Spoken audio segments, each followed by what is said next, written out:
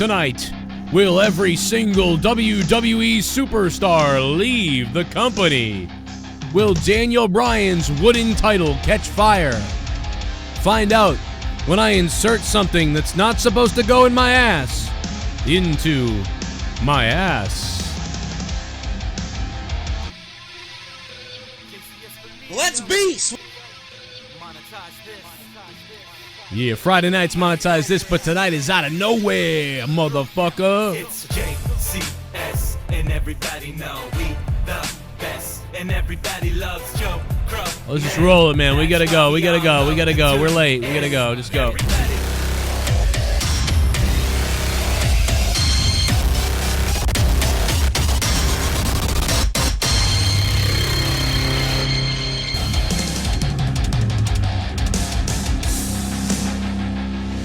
Yeah, come on, Daddy.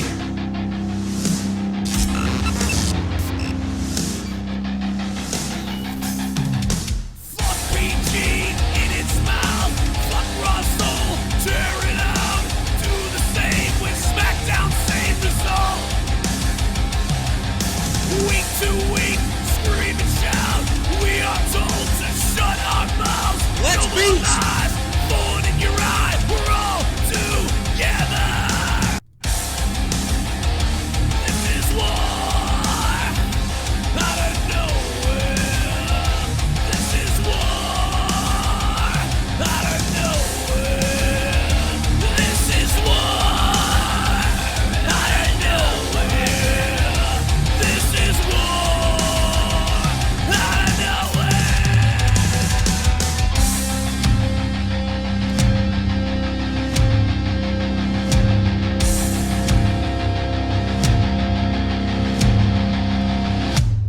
This is war. Out of nowhere. This is war. Out of nowhere. This is war. Out of nowhere.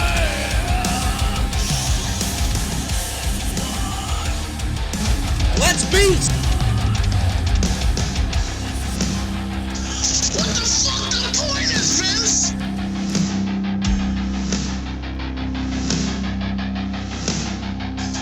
What the fuck? What the fuck? What the fuck? Merry Christmas, you pussy. What the fuck? I love that.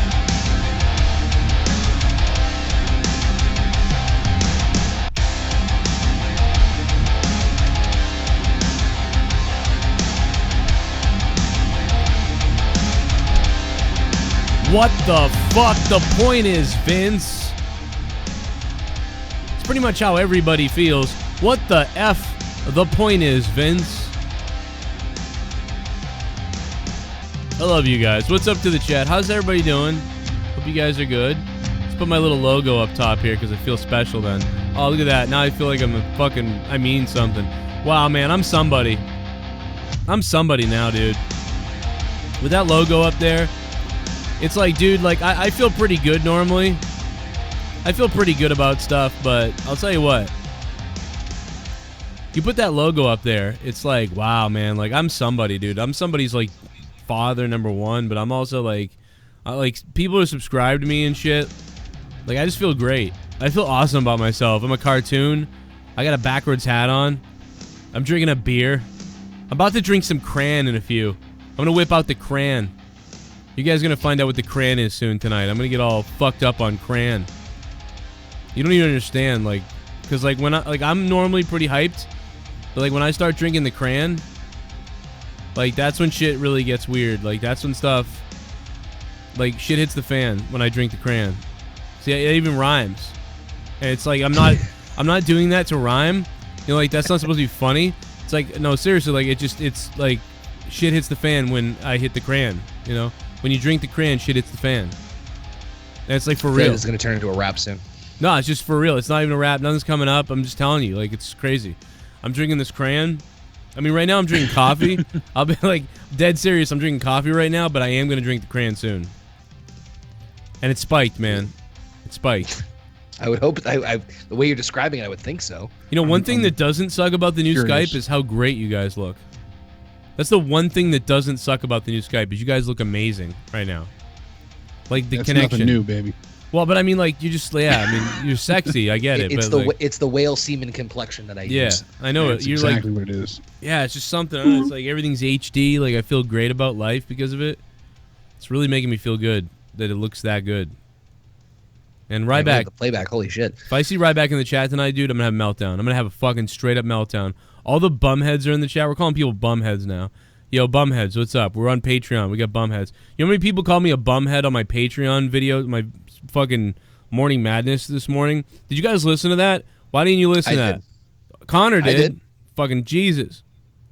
Connor's By the on way- top of it. Oh, dude, I almost By the- wrote cock on your Patreon post on your video today. I should have done it. I forgot. By the way, I agree with you as far as who would you meet if you had a choice to who would you sit down and like meet your idol. So I definitely agree with you on that one. Yeah, George Carlin for so many different reasons. Oh yeah. But yeah, it was a good Morning Madness. I thought I had a fun time. What's up to everybody in the chat? Chernobyl, somebody said. That's weird. That's just weird. Like I mean, like nuclear problems. I don't know. So Dean Ambrose is gonna leave soon.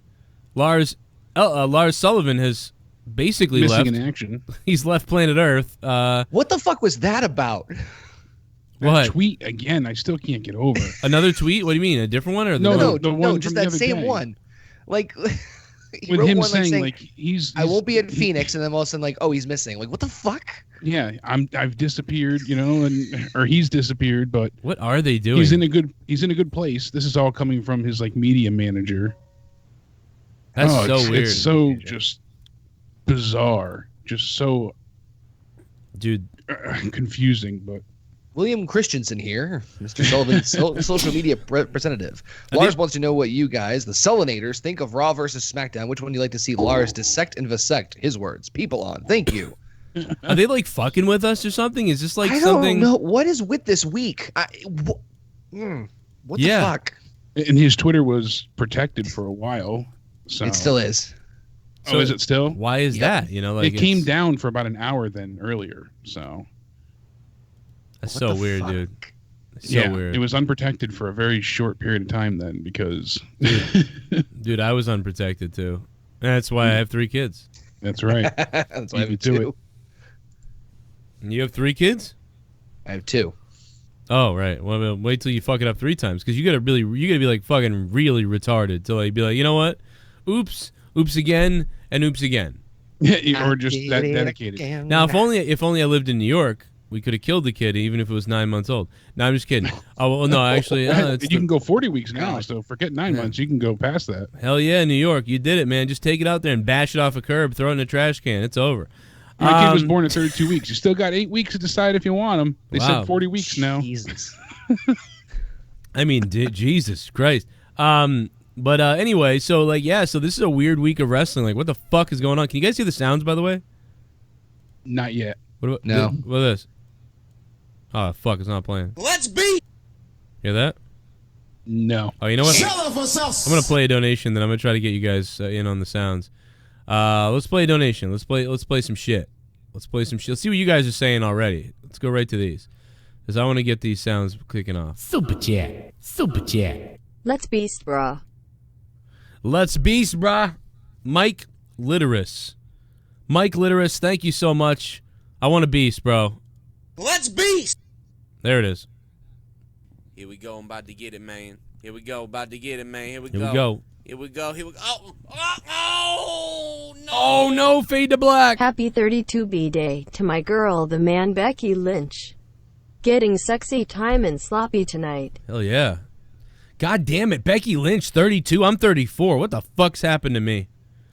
What's happened to me? Leah's 30. How about that, Becky? Ha. My wife's younger than Becky. I love Vince's or her response to Vince's birthday message. He sent a tweet out saying "Happy birthday" to Becky. Yeah. And she's like, "How about a pair of matching earrings to go with the brass ring that I grabbed?" You know. she She's said fucking that. savage on Twitter. She's so entertaining. That's awesome, dude. That's awesome. I love that, dude. That's making me wet. Like if I Hey shit. baby, it's Ron. Remember when you were 19 and we met at that party and I thought you were yummy, so I went to talk to you, but you told me you weren't into guys, but I said I'll turn you but some slut to you away from me. Well, I found you. Let's get gay, Cronin. Let's get gay. Let's get gay. I might have believed that if you dropped the good old $69 donation. Cronin's lost gay best friend. What's up, man? What's up to Gina in the chat? No, you know what? I really don't remember that. I mean, I'm down with gay people. Like, I'm cool with all the gays out there. I'm even game with giving you a little squeeze on the butt while we hug and stuff like that, and give you a little back rub or something. But nah, I'm not really into that now. I mean, you know, I'd rather just chase my wife around the house and try to get it out of her. You know, I'm not gonna settle for cocking me. You know, a sodomized asshole. You know, I don't want that yet. Not right now. I'm not into that.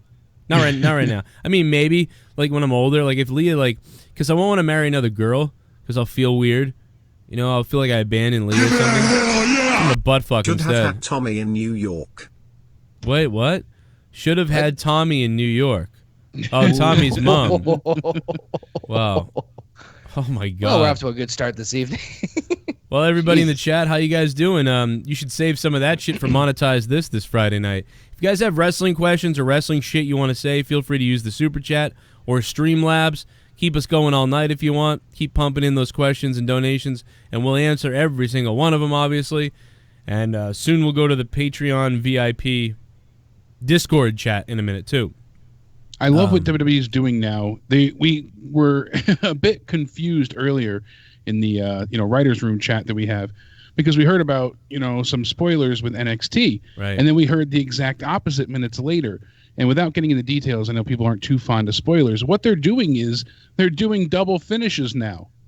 So they're having somebody win a match to avoid and then spoilers. they're going and they're retaping the ending and filming a celebration with the other person winning, just so you don't know which outcome they're going to go with on TV. But then the crowd sees that. The crowd saw it. They reported it, but you don't know who won.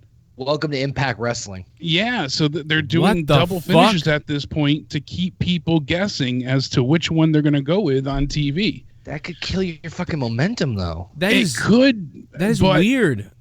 I know. That's why I said it's confusing, but it's so interesting in another aspect, because I guess they're tired of spoilers being for big occasions. Go they want live. to keep people guessing. They need to go live. That's the thing. I wish they could go live with NXT. That would help them out exponentially. But I mean, they've doctored in fucking crowds before, so I mean, crowd reactions before, so shit. I can't believe this. I'd be surprised. I really just don't know why. We see a title change happen, and then you're unsure who actually walks away with the belt. I think that's a very interesting thing to see happen. So I mean, it is if you're there. You're like, what the fuck is going on right now? I got so many reports, and people are saying one thing, and they're saying the exact opposite. People are thinking that it's botches, and they're like, oh wait, no, it wasn't botched. They're just because that's what we need more as botches this fucking week. Oh, I know, absolutely. This week was filled to the brim, but especially in wrestling, the Rumble usually is a bit of a mess. That's kind of a staple of the Royal Rumble. Yeah, you have people sleeping and not timing their moments. Kofi Kingston, when he went and did his little escape the first time, his other foot did hit the ground. People were saying, I didn't go back and rewatch it. It looked like it, dude. It honestly looked like they fucked that up, and also they just let him go. That also made me say, like, stop doing that. Like, this is done. Like, stop it. He did it twice in the match, and it just the payoff was not worth it, I felt. Well, I mean, like, what more else can you do with him at this point? I mean, don't get me wrong. Kofi's attempt at not getting eliminated originally is always clever and creative, but I mean, for God's sakes, they've done pretty much every fucking thing imaginable. What's left? Yeah, it's just kind of like it's kind of ruining stuff. That was the first time I saw it and was like, this sucks. Like, stop doing this. I think Naomi did it better with Mandy Rose getting the heat off it. Naomi did it better, and so did that Katarina, whatever her name is. I can't say that chick's name. Casey. Yeah. Catanzaro. Yeah. She was nuts. I can't say that was cool. Up the turnbuckle. Jesus Christ. Yeah, and she scaled up the side of the post and everything. That was really, a fun feat. But. Right. Dude, it is freezing outside. People are bringing up the chat. Yeah, dude, it is so freezing. I put a grill together today in my house. It took me 3 hours to put this fucking grill together. I got it outside. My mother bought it for us. Like, she was so cool. She's like, I want to buy you some. So she buys us a grill. She bought us a lot of something. She bought us a grill, and we get the grill, and it's not, you got to put the whole thing together. And I was like, shit, I got to put this together, Ma. And she's like, well, you should, take it back, and then we'll, you just go get one of the ones that's put together already. And I'm like, but then it's sitting outside, and I'm just like, I don't want to lug this thing into the car, whatever. I dragged like, this. Thanks, you cheap bitch. I know. I dragged it in the house, and Leah's like, I'm not putting that together, because she knows that I can't put shit together. So she's like, no, I'm not putting that together. You fucking no. Don't even take it apart, because I'm not going to help you. And I'm like, yeah, well, now my manhood has been challenged or questioned or something. So now I'm like, I'm going to put that shit together. Like, that's what it was. Like, I was like, no, I'm going to fucking put this together. Now I get no acknowledgement. I put it together. It's kind of just like, oh, yeah, you put it together. Cool, whatever. Like, it doesn't matter. But it's just, I was, like, challenged, I think. And so, like, I put it together. It was like 58 pieces or something. Dude, the fucking handles, the draws, the fucking sides. You had to build the whole thing from the ground up. It was fucking ridiculous. And then the hinges on the whole thing, the springs. Like, this shit was complicated. I was like, why is this so fucking complicated? We would not have survived back What the in hell day. is that? So I put Bitching about putting together a grill. We would not have survived back in the Middle Ages, No, I'd be fucking Think dead. about assembling everything. And Did you ever see that Simpsons where Homer's having to trouble put together the grill? And he, like, drops in the cement. That's exactly what how I probably fucking, yep. He's like, I can't read it French instructions. Le grill? What the hell is that? Dude, that's what I look like whenever I'm doing anything. But when I get finished with it finally, it's like, you're like, wow, great job. And I'm like, yeah. But it probably took like 3 hours above the average time. And like, I fucked up 7 different things. the only time I think Courtney and I actually almost came to blows was when we were putting together Danny's dollhouse furniture. It was just one of those nights where she was like, oh, I'm not doing this. Same Never idea. do it. So I'm putting everything together, like you said, manhood question. It's Christmas Eve. Everybody just wants to go to bed. And yeah, we're putting this stuff together. Just and like Drew. Drills going in the wrong spot and everything's upside down. And it was just that kid stuff is a nightmare. You can never do anybody it with kids out there. Assembling toys is a nightmare. You can't do it together. Lego sets, fuck all that. Dude, Yeah. Drew the gatekeeper was up until like 5 a.m. doing a dollhouse.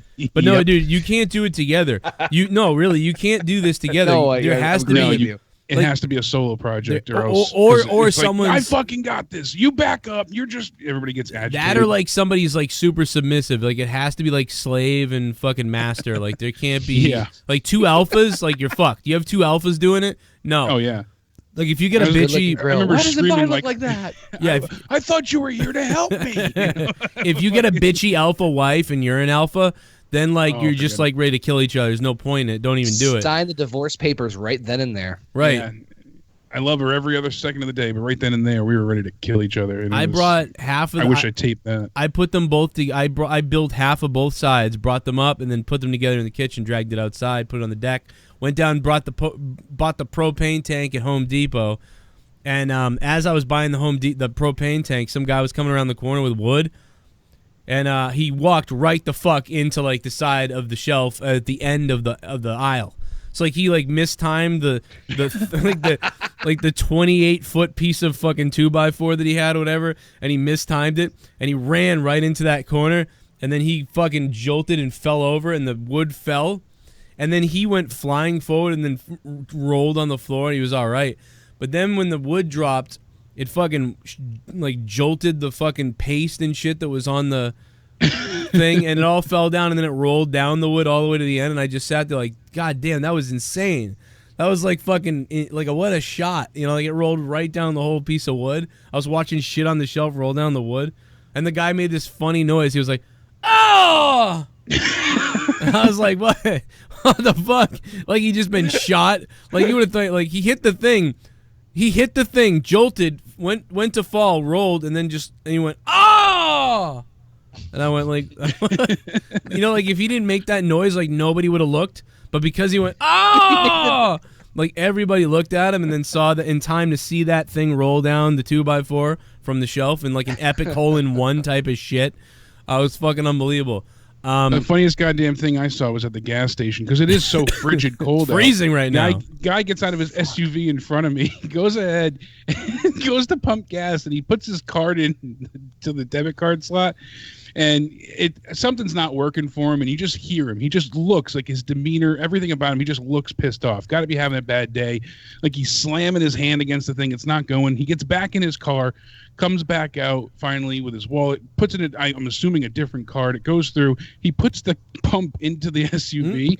He gets back in the car. You see him like this, like, you know, trying to warm his hands, freezing, and then he drives the fuck off, and it's still pumping the gas.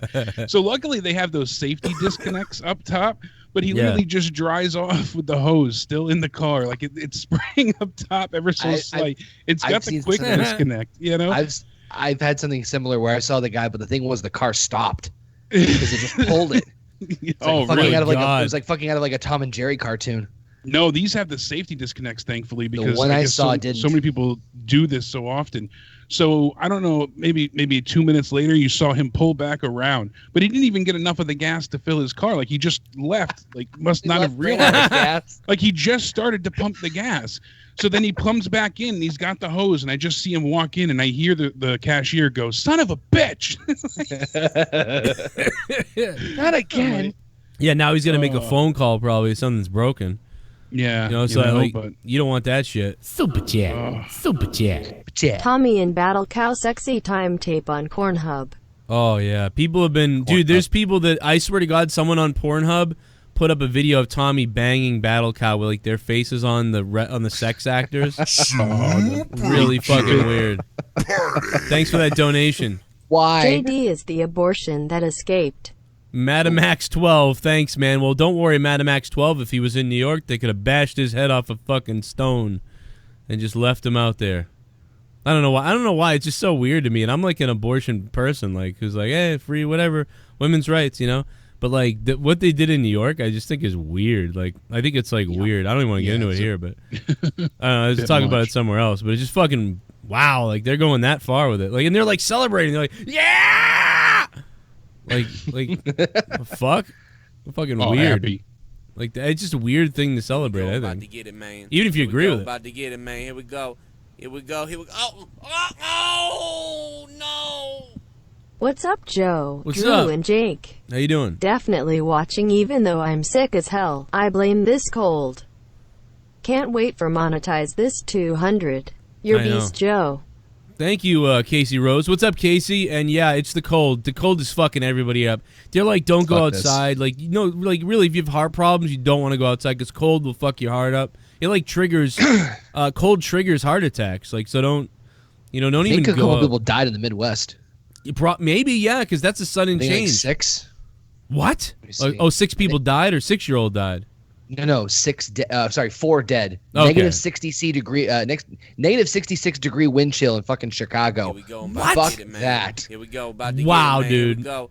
Here we I've go. heard a negative 40 one time. Oh no. My lesbian neighbors gave me a Rolex for Christmas. That's hot. I think they misunderstood when I told them I want to watch Thinking Face call me hand sign of the horns. Mike Litterus, thank you for the donation, Mike. Well, you know, just be like, I want to watch you scissor. Like, just say it like that. I want to watch you. Fuck! You know, I don't know. Just say it like that. You'll be good. Yeah, monetize this 200. It's not till February 15th, but we're on the way, baby. On the road to monetize this 200. We're going to have a beer pong tournament in the other room. I'm going to have cameras set up everywhere. It's going to be fucking insane. People are going to be here, too, I think. Super chat. I meant Connor from OK Fabe. Whoops. Oh. Whoops. Casey Rose. What did you say? What? All is forgiven. She said she called me Drew in her last donation. Oh, right. Well, that's because I said, yeah, maybe. Yeah. Well, you're like Drew. Super chat. No, I'm just kidding. Super chat. If only Shaggy won the Rumble. Man of 1,005 volts, thanks. You mean Shaggy from like Shaggy 2 Dope, like from ICP? No, from Scooby-Doo. Oh. Wow. Give me a hell yeah! At least one wrestle. Hey Joe, Jake and Connor from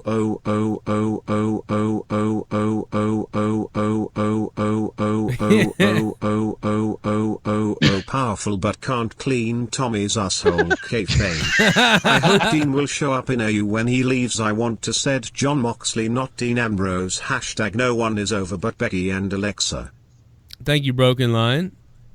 the second part's, I won't debate that Alexa's not over because she is, but I'd Becky's say on a different level right now. I think Ronda's Yeah. over too. I think Ronda's over in a weird She's way. just being impeded by Becky, essentially. Not that that's a bad thing. But Yeah, actually, Becky is helping Ronda, and Ronda's helping Becky. Like, it's weird. They're both helping. Without one or the other, like, it wouldn't be as entertaining. So it's really good, I think. But what else is there? Okay, Yeah, no so before kidding. we get into that, let me steer the ship this way. Connor, what do you think about the belt that Daniel Bryan has? Fucking love it. Love it too. Okay, cool. I love it. I don't know why people were so pissed. Like, I hate the design. It's the same exact fucking design as the championship it was before. Yeah. It's just different material. And I this said is it looked like it wasn't finished, like it needed to be painted. You know, that's the kind of look it has. But I liked it. I thought mean, it it's was cool. wood. It's And fucking especially with wood. his character. It looks just. I think it looks perfectly right. There's gemstones in it. Yeah. There's fucking wood. Like, this is great. It's one of the best heel things we've seen in ages. You know, how many times in the past have we seen custom belts? And I love it. And love it. dude, I will say you're right. It does look like something out of Plaster Fun Time. Yeah. but even the other thing about it too is, again, if I remember, I think that was the best thing about SmackDown was, again, Daniel Bryan. All of a sudden, he's become mega interesting when he was just dead like a few weeks ago. Yeah, he's the best thing going on SmackDown aside from Becky Lynch. I agree. He might honestly, Yeah. dude. He is the best thing going in the company besides Becky Lynch. So it's weird. You have the top heel now is Daniel Bryan. Although I think people are gonna start cheering for him soon. So they're gonna have to turn AJ heel maybe, because I don't know, man. Like, dude, he had how many things did he say on Thursday that became like sing-alongs, like the fucking Nelly or whatever the fuck. What was the name of the cow? Oh, Daisy. Daisy, the fucking cow, Daisy. dude. People are chanting Daisy. What else did they chant? They chanted something else with him, and I forget what it was now. Yeah, I couldn't hear it. It was so funny though, but the Daisy shit was so good. It was good, man. that was hilarious. Dude, I mean, he's got those people with what he's doing. It's really fucking amazing, dude. It really is. Like, It's one of the best heels we've seen in a while. this is incredible because this guy has now been one of the top faces we've seen in the last 10 years. and he's also now becoming one of the top heels we've seen in the last, like, 5 years. This And is he was crazy. a really good heel previous to his big face explosion as well. I think this is much better. Oh no, Yeah. no, this is night and day. Because the promos are like, this reminds me of the old ROH Daniel Bryan who was heel. Well, they seem There's to a be. there's a lot of mannerisms from it. They seem to be going into that because remember, didn't he reference that like right when he began it? He kind of referenced the old ROH Daniel Bryan, like I think it was just by changing his. Yeah, he didn't say like ROH, but yeah, he did allude to it when he turned heel. And when he changed the name of the S-Lock back to the name of the one he had, it was Ring of Honor. And dude, when he said this belt is made of 100% organic or hemp or whatever the fuck, like, dude, what the fuck? And then what's his face? Self-sustaining materials. Yeah, Dude, self-sustaining. Yeah. you could And, smoke that Even the thing. fact of him, having the trash can and Rowan bringing it out. My favorite thing was Rowan's Titantron screen having the recycle I icon. cracked the fuck up at that. That killed me. I died Okay. when I saw that. And he has his old entrance, like shitty entrance. Yeah, yeah. You know what's crap not good for theme. them though is this is so good. People like it. It's so weird, dude. People are gonna like this. This is like the opposite of right to censor, because essentially it's right to censor, kind of like it's the same sort of type of heel or gimmick or whatever. But like right to censor, like you legit hated them, and maybe that makes them a better heel because you legit hated that shit. You're like, fuck these people. But Daniel Bryan right now, you're like, I'm gonna boo him because I'm supposed to, I guess. But this is awesome. So it's like, I don't know what they're going to do going forward, because eventually, I'm telling you, and based on what we heard Tuesday, the people are going to start cheering this guy. You're going to need to, like, turn... I mean, who the fuck would think that? But I swear to God, they might start cheering this guy because it's interesting. And then AJ's going to have to... or somebody else is going to have to take the role of... I want Joe. The boring guy. Oh, you want Samoa Joe? After that promo we cut on Tuesday, fucking yes. Yeah, because, dude, you could have Joe, like, sitting down eating meat, like, into the camera, like there's fucking blood all over his face. He's like, Daniel, I might break your femur off, and I might eat that too. And he's just fucking eating the fucking like goddamn meat, fucking bloody. He sounded a little like Jesse Ventura again, right? Yeah, I have no idea what Samoa Joe sounds beef like. deer and You know what I'm eating? Do you know what I'm eating right now, Daniel? Daniel, I'm eating pure venison right now, bloody venison that I caught myself. Do you know how many deer traps I put out? I pissed on my own boots just to get the scent of my own urine in the cold woods of Indiana. I went on a hunting trip with Justin Bailey. I was a Navy SEAL, but I've never experienced anything like I have when I sink my white teeth into deer meat. Like, I don't even fucking know, dude. Like, I just, oh my God, it'd be so good.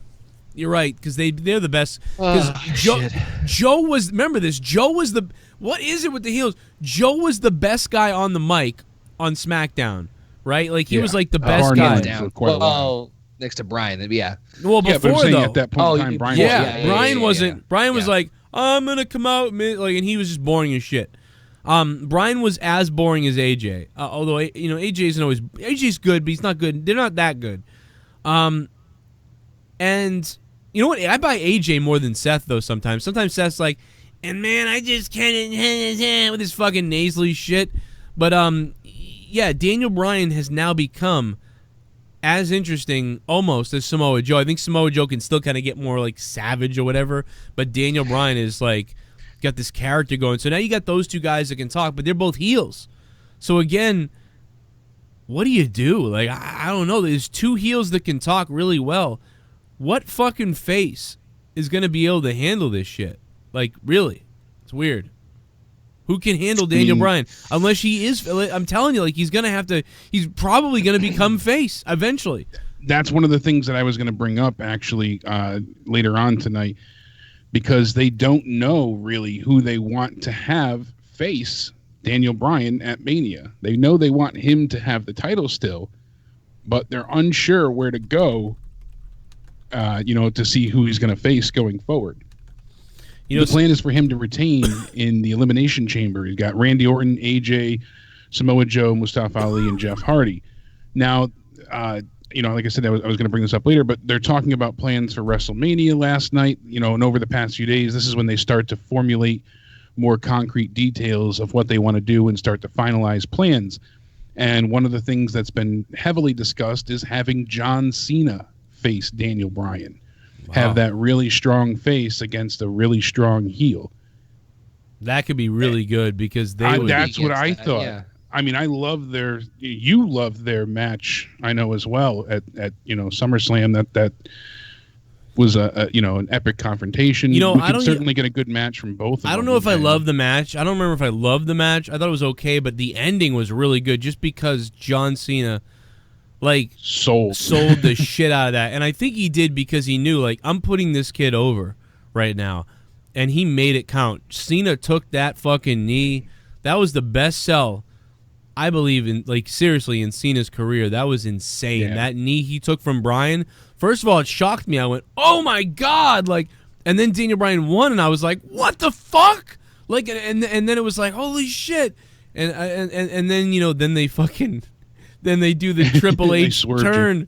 Yeah, dude, I remember that like it was yesterday because that was the first time I was live on my channel with SummerSlam doing a review live on XSplit and everything on YouTube, and nobody was really live at that time on YouTube. It was 2013, I think, or 14. 13. And it was SummerSlam, and that was the year that changed everything for me. I gained 3,000 subs that night. That was what my channel took off because of it. And I remember I was starting the review and I was getting on the phone with my buddy Tosevich telling him, like, hey, call up and be on the show. And I'm starting the thing and Daniel Bryan's celebrating. And that's when fucking Triple H booted Bryan and Leah and I didn't see the boot. And then Leah goes, oh shit. She's like, Dan, Triple H is attacking Bryan now. And I went, what the fuck? And my show's about to start. I think it was starting or something, and it was almost starting. And I was so busy behind because at the time I was facing this way, and the TV was back there in my old place. And I And I turned just in time to see him pedigreeing Bryan. I went, what the fuck? And then I seen Orton turn around.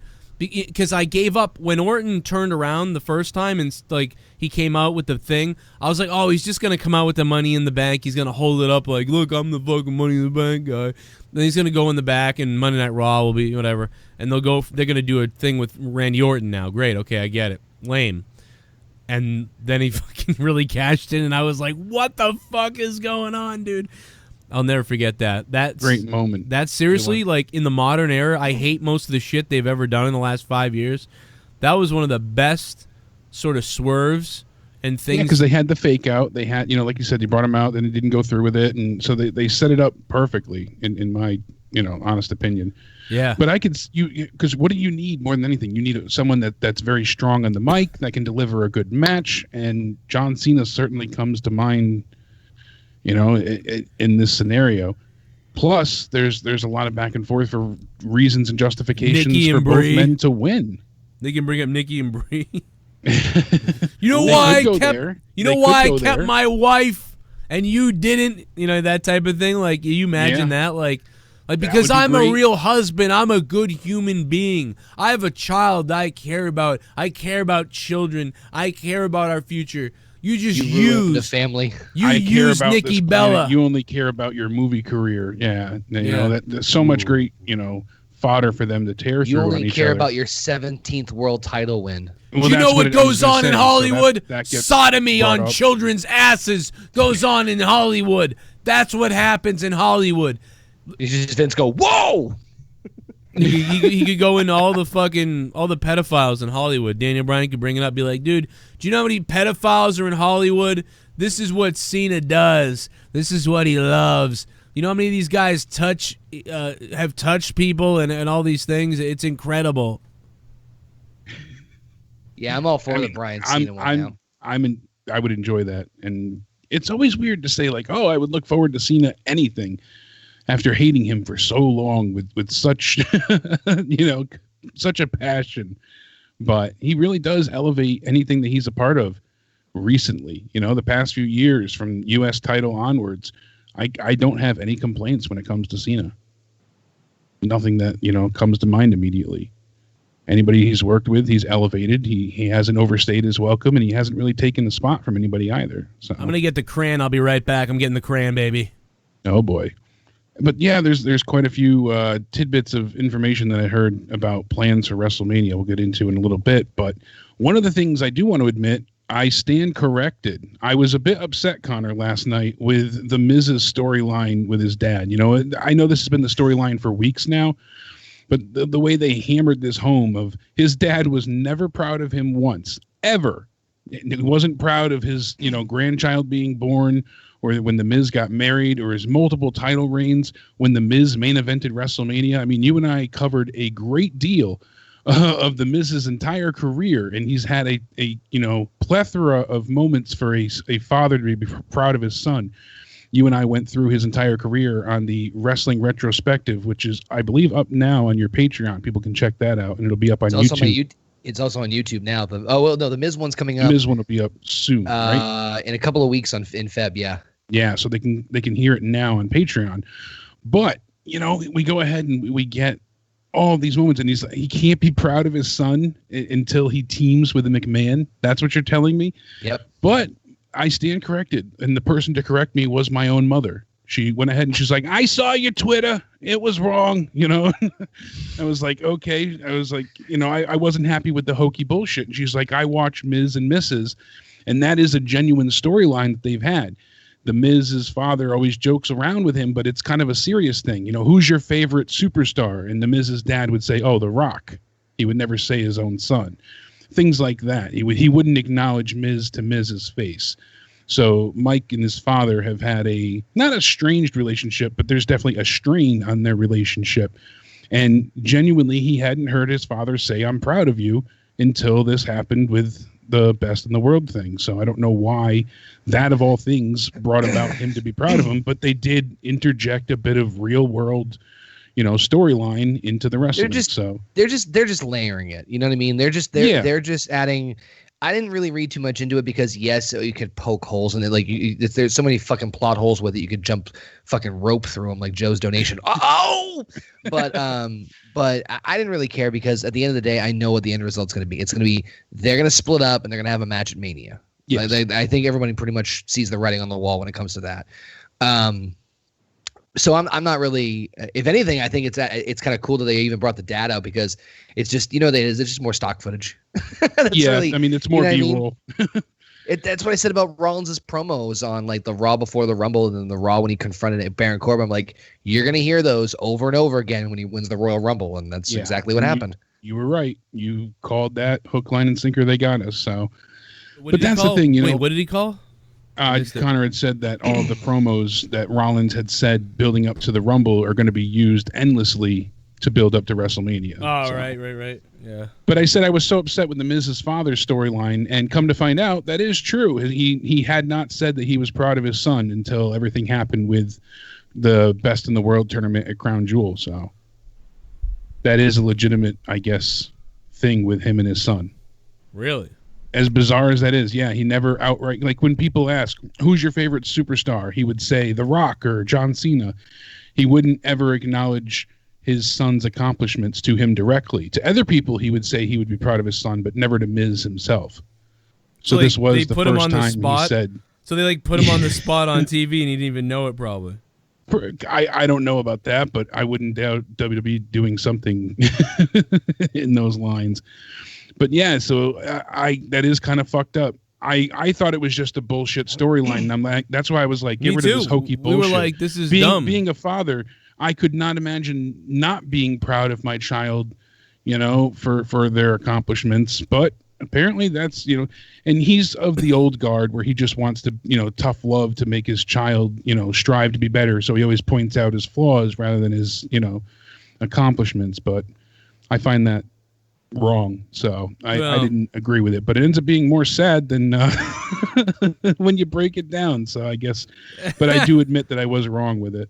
I feel like his dad just smokes weed and he's like, "Good job, man." Yeah, I know. He does look like a hippie dad. Definitely has that hippie look. That's why. That's why it was hard to believe. He seems like a dude who's always telling his son, like, "Hey, I love you." But maybe I guess he's not. But I mean, it just I guess it's the complete opposite. So, by the way, they've brought that up many times on the Miz and Mrs. reality show that I don't watch. So. I got the crayon. I got the crayon, motherfuckers in the chat. I got the crayon. Hashtag the crayon. Wow. I think I should make a T-shirt. That says, I didn't. What T-shirt? I'll make a T-shirt that says Joe Cronin's crayon. Oh, there you go. This is the crayon, baby. When you have the crayon, you're the man. All right.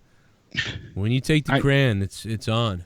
I thought you were talking about like a Crayola crayon that you were going to shove up your ass. No. Look at this. It's the crayon, bro. You don't understand, dude. There's like cranberries infused with like fucking ginger ale with some of that like grenadine shit, and then like just a bunch of vodka. Like, this is the crayon, dude. Like, you don't understand. Everybody in the chat, dude, this is the crayon. Make some noise for the crayon and the donations tonight, okay? Really? And the crowd goes wild. With my dick. That's what makes it the crayon. Otherwise, it would just be like cranberry spiked or something.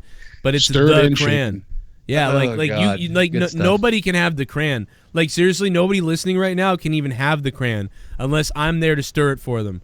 Like, so they can make whatever. You can go get cranberry juice and, and you can think you're doing it.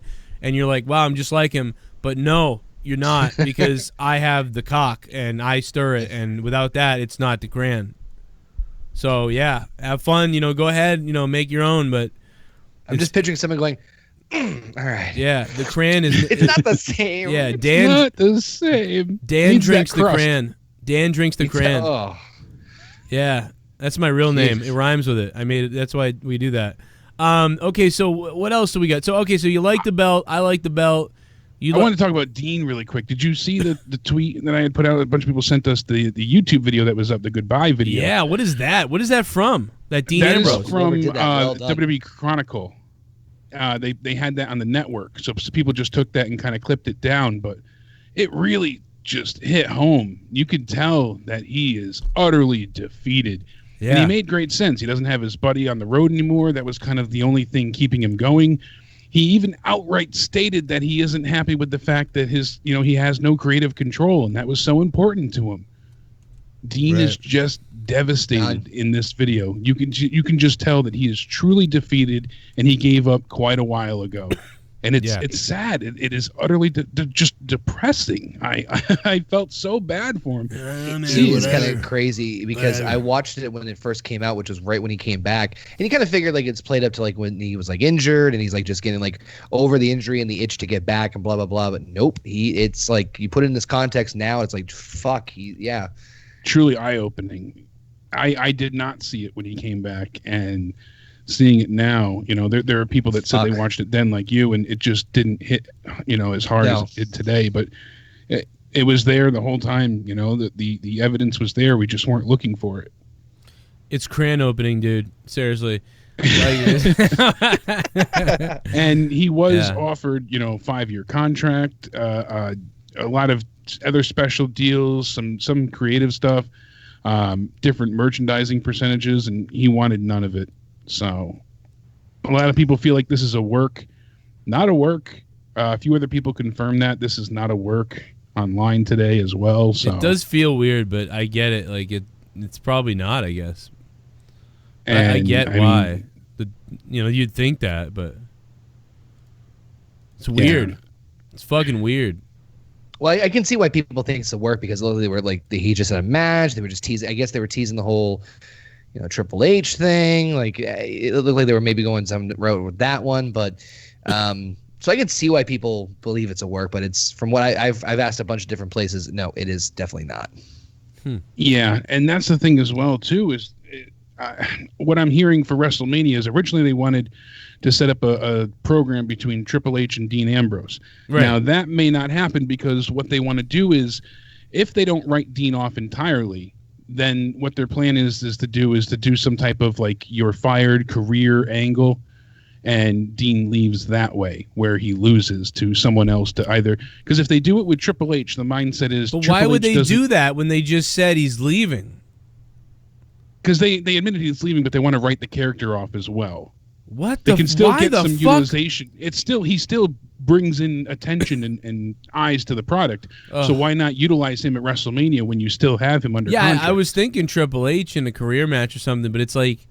But what does Triple H gain if he gets him out of the company besides a bunch of heat? They're trying to make Triple H more of a face at this point. Right. So they might have somebody else be in Triple H's place. But also, it's like we know he's leaving. Dean made the comments about Vince the other day. Vince can say he took it to heart and put somebody in that place as a career match, and Dean loses. What would work is if you said it was career and then his career didn't end, because then you'd be like, oh, wow, we didn't see that coming because we figured he'd lose because he's leaving. But now he wins. So that would make sense. But, if he loses, you're just like, I know.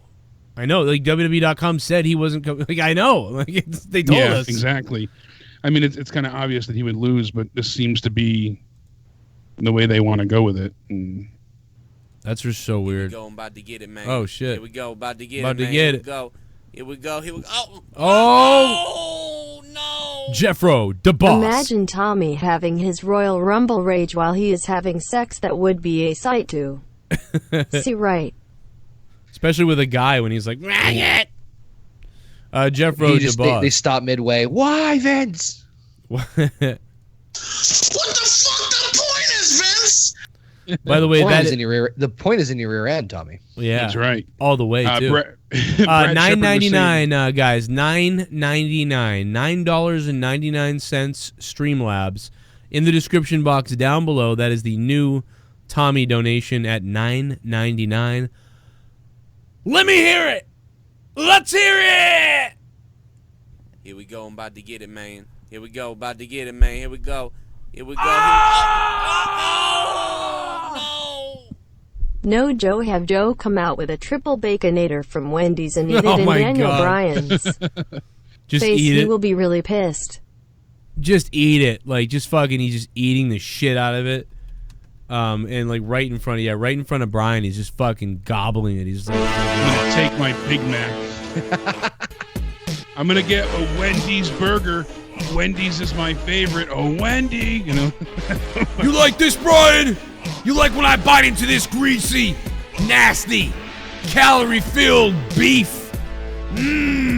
Oh, Wendy's! And now you got yourself some cross promotion too. I was about to say the commercial rates itself. Amazing! Oh, Wendy's! What's your favorite WWF a wrestling year, Joe? Thank you, Matt Moon, for the $1.99, Matt Moon. I love you, by the way, Matt Moon. You didn't know that, but I'm telling you that now. Thanks for the $1.99. Grab your parents' credit card and get their permission. $9.99 for the Tommy NC donation. Matt Moon, thank you. My favorite year would probably be 1998. It's got to be. That was so fucking amazing. I thought you were going to say 95, honestly, but yeah, I mean, not only was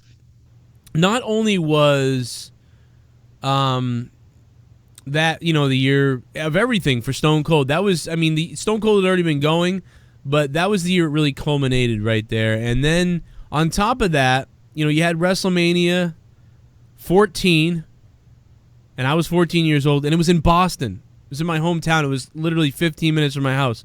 WrestleMania 14 was here. Like, that was, and so, like, on top of the build from all of 97, and, you know, now it's, like, April of 98, that just, like, dude, the Kane and Undertaker story and everything, just, I loved that year. But, I mean, there's other years, though, too. I mean, it's hard to say, really. Like 1990 was a big year for me, because that was a year I really got into wrestling a lot. I was 6. But I'd been watching wrestling since I was about 5. But, I mean, 6, I really was into it big time. So that 1990 for me was big. I think it was 90. Because I think whatever year it was right before Ultimate Warrior faced Hogan. Because I had been going back and watching WrestleMania 1, 2, 3, 4, 5. I was watching all 5 first WrestleManias and then anything I could get my hands on. So, and then the Warrior faced Hogan. And I liked both of them, but I favored Hogan, and I actually cried when Hogan lost because I was a bitch. And so that was a huge year for me, 1990. Not because they had a great weekly TV show, more so that I was just absorbing all their past content of 5 years. So that was a fun fucking year for me. So I think that kind of enhanced 1990. I don't think necessarily that was the greatest, but that WrestleMania was pretty good. It's okay, WrestleMania 6. And then, so 1990, I would say for me, I'm sure, like, you know, 89 was cool, but 90, you know, I'll even say, like, it's nostalgic to think about 95, because I remember going to those shows, and Bret Hart and Owen Hart had a lot of matches, Shawn, but no, it'd probably be 90, 98, 99 was great. And that's, you know, and then after that, it all kind of jumbles around. What the fuck was that? Anybody hear that? Oh, yeah, that was me. I sent you something in the chat. Oh, my God, that makes a weird little noise like that? Dude, what the fuck was that? I was like, oh, my God. Oh, look at this. Well, see, that's not even close, because there's no, this isn't, see, this is carbonated, dude. My crayon is carbonated. Like, so you gotta get a little bit. This is Joe Cronin's and then you can put that on a shirt. That's right. Joe Cronin's the Oh, crayon. my God. Joe Cronin's crayon. That's so great. I'm going to have to come out with the crayon. Everybody in the chat's drinking the crayon now. I mean, seriously, I'll start selling crayon to people. I'll dick stir it for you when you come over. Yeah, and it's got, like, you know, Shirley Temple mix in it, too. It's like, it's really fucking, it really pops you, though. If you have diabetes, stay away, though, because you'll get fucked up. Like, so, like, if you're having a diabetic fucking episode. A little extra sugar. This will save your life, though, if you're having a diabetic crash. You know, this will save your life. The crayon will save your life. Like, if the crayon had been around when my dad was dying, you know, he wouldn't have died. If I could have brought him the crayon. You know, orange juice was like, you know, but if my dad had gotten a hold of the crayon before he passed away, like in my mother's bed at night, which we still have the sheets for that. It's really weird. I still have those sheets. You know, he would have survived when I was 8 years old. He would have lived. But I couldn't stir it with my dick. My dick was too small at 8. You hadn't harnessed the power. Yeah, it's weird. Power of the crayon.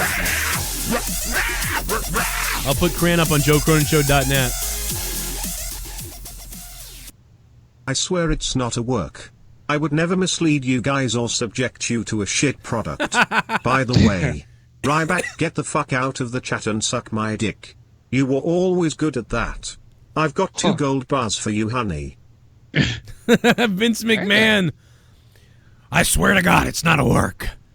It's not a work. It's gonna be another shake-up.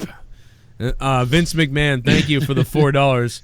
If I see this again, I'm gonna murder somebody. By the way, from one of the women. We'll get into that in a minute. With the duck face, the lips. Yeah. Brad Shepard said, "I have the answer to Dean Ambrose. The story is unequivocally legit. WWE's intent, and he's intent on leaving WWE. That is true. It's not a work. They may work something into the storyline based on reality because the story is out, but he is legitimately planning on leaving the company when his contract is up. No doubt about it." Yeah, so, I believe it. I believe it. I believe it as well, especially after seeing the the goodbye thing today as well. If it's not, it's the greatest work ever. It's like the greatest work ever. If they didn't, well, one of them. It's not the greatest work ever. It's like a really good one.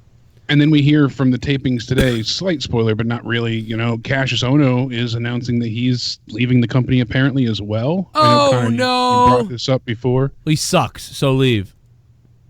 I mean, Yeah, seriously, quite he the sucks. disappointment. He doesn't suck. He doesn't suck really. Cassius Ohno doesn't suck. That guy is he's like a legend, or whatever. But Chris Hero. Chris Hero is a legend. Doesn't suck. But whatever they've done with him here, has not been very good. But I think they've fucked him up. I think they need to look at him and realize this guy doesn't look like he used to. He's not Chris Hero anymore. He's not Cassius Ohno anymore. This guy looks like fucking... Remember when Mick Foley started getting kind of chubby? This guy reminds me of early Cactus Jack now. Doesn't he kind of remind you of that, with his beard and his body shape? Yeah, the hair, the beard, dude, the stomach. Yeah, this guy shouldn't be. This guy should be booked as something different. You know what I mean? Just a different outfit, for God's sakes. He should be booked as Christopher, Christopher, and he's fucking weird, and make him evil or something. I don't know, but this Cassius Ohno thing doesn't work anymore. No. It's weird. He came out to the Full Sail Arena saying how I'm not appreciated and I've had enough. I have options. I'm going somewhere that'll treat me better. And then Keith Lee came out, knocked him out, and said, "Don't let the door hit you on the ass on the way out." So, wow. All right. Well, that was it. Maybe he's going to SmackDown. That'd be funny. Disappear like EC3 did. Yeah. Where's EC3? Under the bed somewhere? Somebody look for under your bed. Yeah. Look under your beds, guys, for EC3. Every debut, dude. Emma, botch. Fucking, what's his fucking face? Lars Sullivan, botch. Everything. Sanity. What the fuck are they, dude? Hey, Matt the Misfit, where's my money, bro? Are you in the chat? Matt even sent me. Where's my money, tweets, Matt? Told you they were going to blow. Saying how upset they were with, not being added to the tag team, elimination match last night. Killian Dane said new champs are cowards, and Alexander Wolf was saying sick of this, Right. So even they're pissed off about not being used on TV, obviously. It's dude, everybody's had enough. And you know what? Here's the thing. There's leverage now. Nobody, here's the best thing about this. This is the best news about it. Let me tell you guys the best news about this. Vince McMahon held all the power just a little while ago. Just a little while ago, he held all the power. And everybody said this, including, countless former WWE people. Even Bruce Pritchard, so many others. And direct people saying, oh, Vince has all the power now. Jericho, too. Jericho said especially. I remember there's one clip with Jericho where he's really talking about, well, Vince has all control now. Years ago, Michaels and people could, kind of get in his ear about everything. And he's like, that just doesn't happen now. It's get the fuck out there and do what we told you to do. I don't care. That's a whole different thing. But now, and if you said something on social media, they'd fire you or they'd fucking fix you or they'd fuck you up in the back. Now it's all they can do now is basically, they can keep you off TV and all that shit, but they still got to pay you. They still, if you're still under the contract, they still have to pay you unless they terminate the contract. So, you can be hey, you know what? You can go on social media and be Vince McMahon's a gay fucking hermit. He's a hermaphrodite who fucking rapes dogs. And you could work for the company. Seriously, like, you could work for the company and you could be like, yo, Vince McMahon's a hermaphrodite who rapes dogs. And, like, they can't do anything. They really can't. They can, but they don't want to. They want to keep you no matter, because they just want to keep you. Because they're like, oh, they'll go somewhere else. So if they really, so you win either way. If they fire you, well, now you can go do all that shit. You can go to AEW. You can get on the mic during Double or Nothing and be like, yo, I'm the guy who said Vince is a fucking hermaphrodite who fucking fucks kittens. And everybody be like, as long as it's not going to cause a huge public backlash, like, you know, the rape allegations against Enzo. They didn't want to have Enzo, you know, employed while he had allegations. Like you're employing a rapist. If it's not something like that, then they're just going to hold on to you. Yeah, you're absolutely right. Seriously, that's the only way. Like, but before you could say something, you'd be in trouble for that.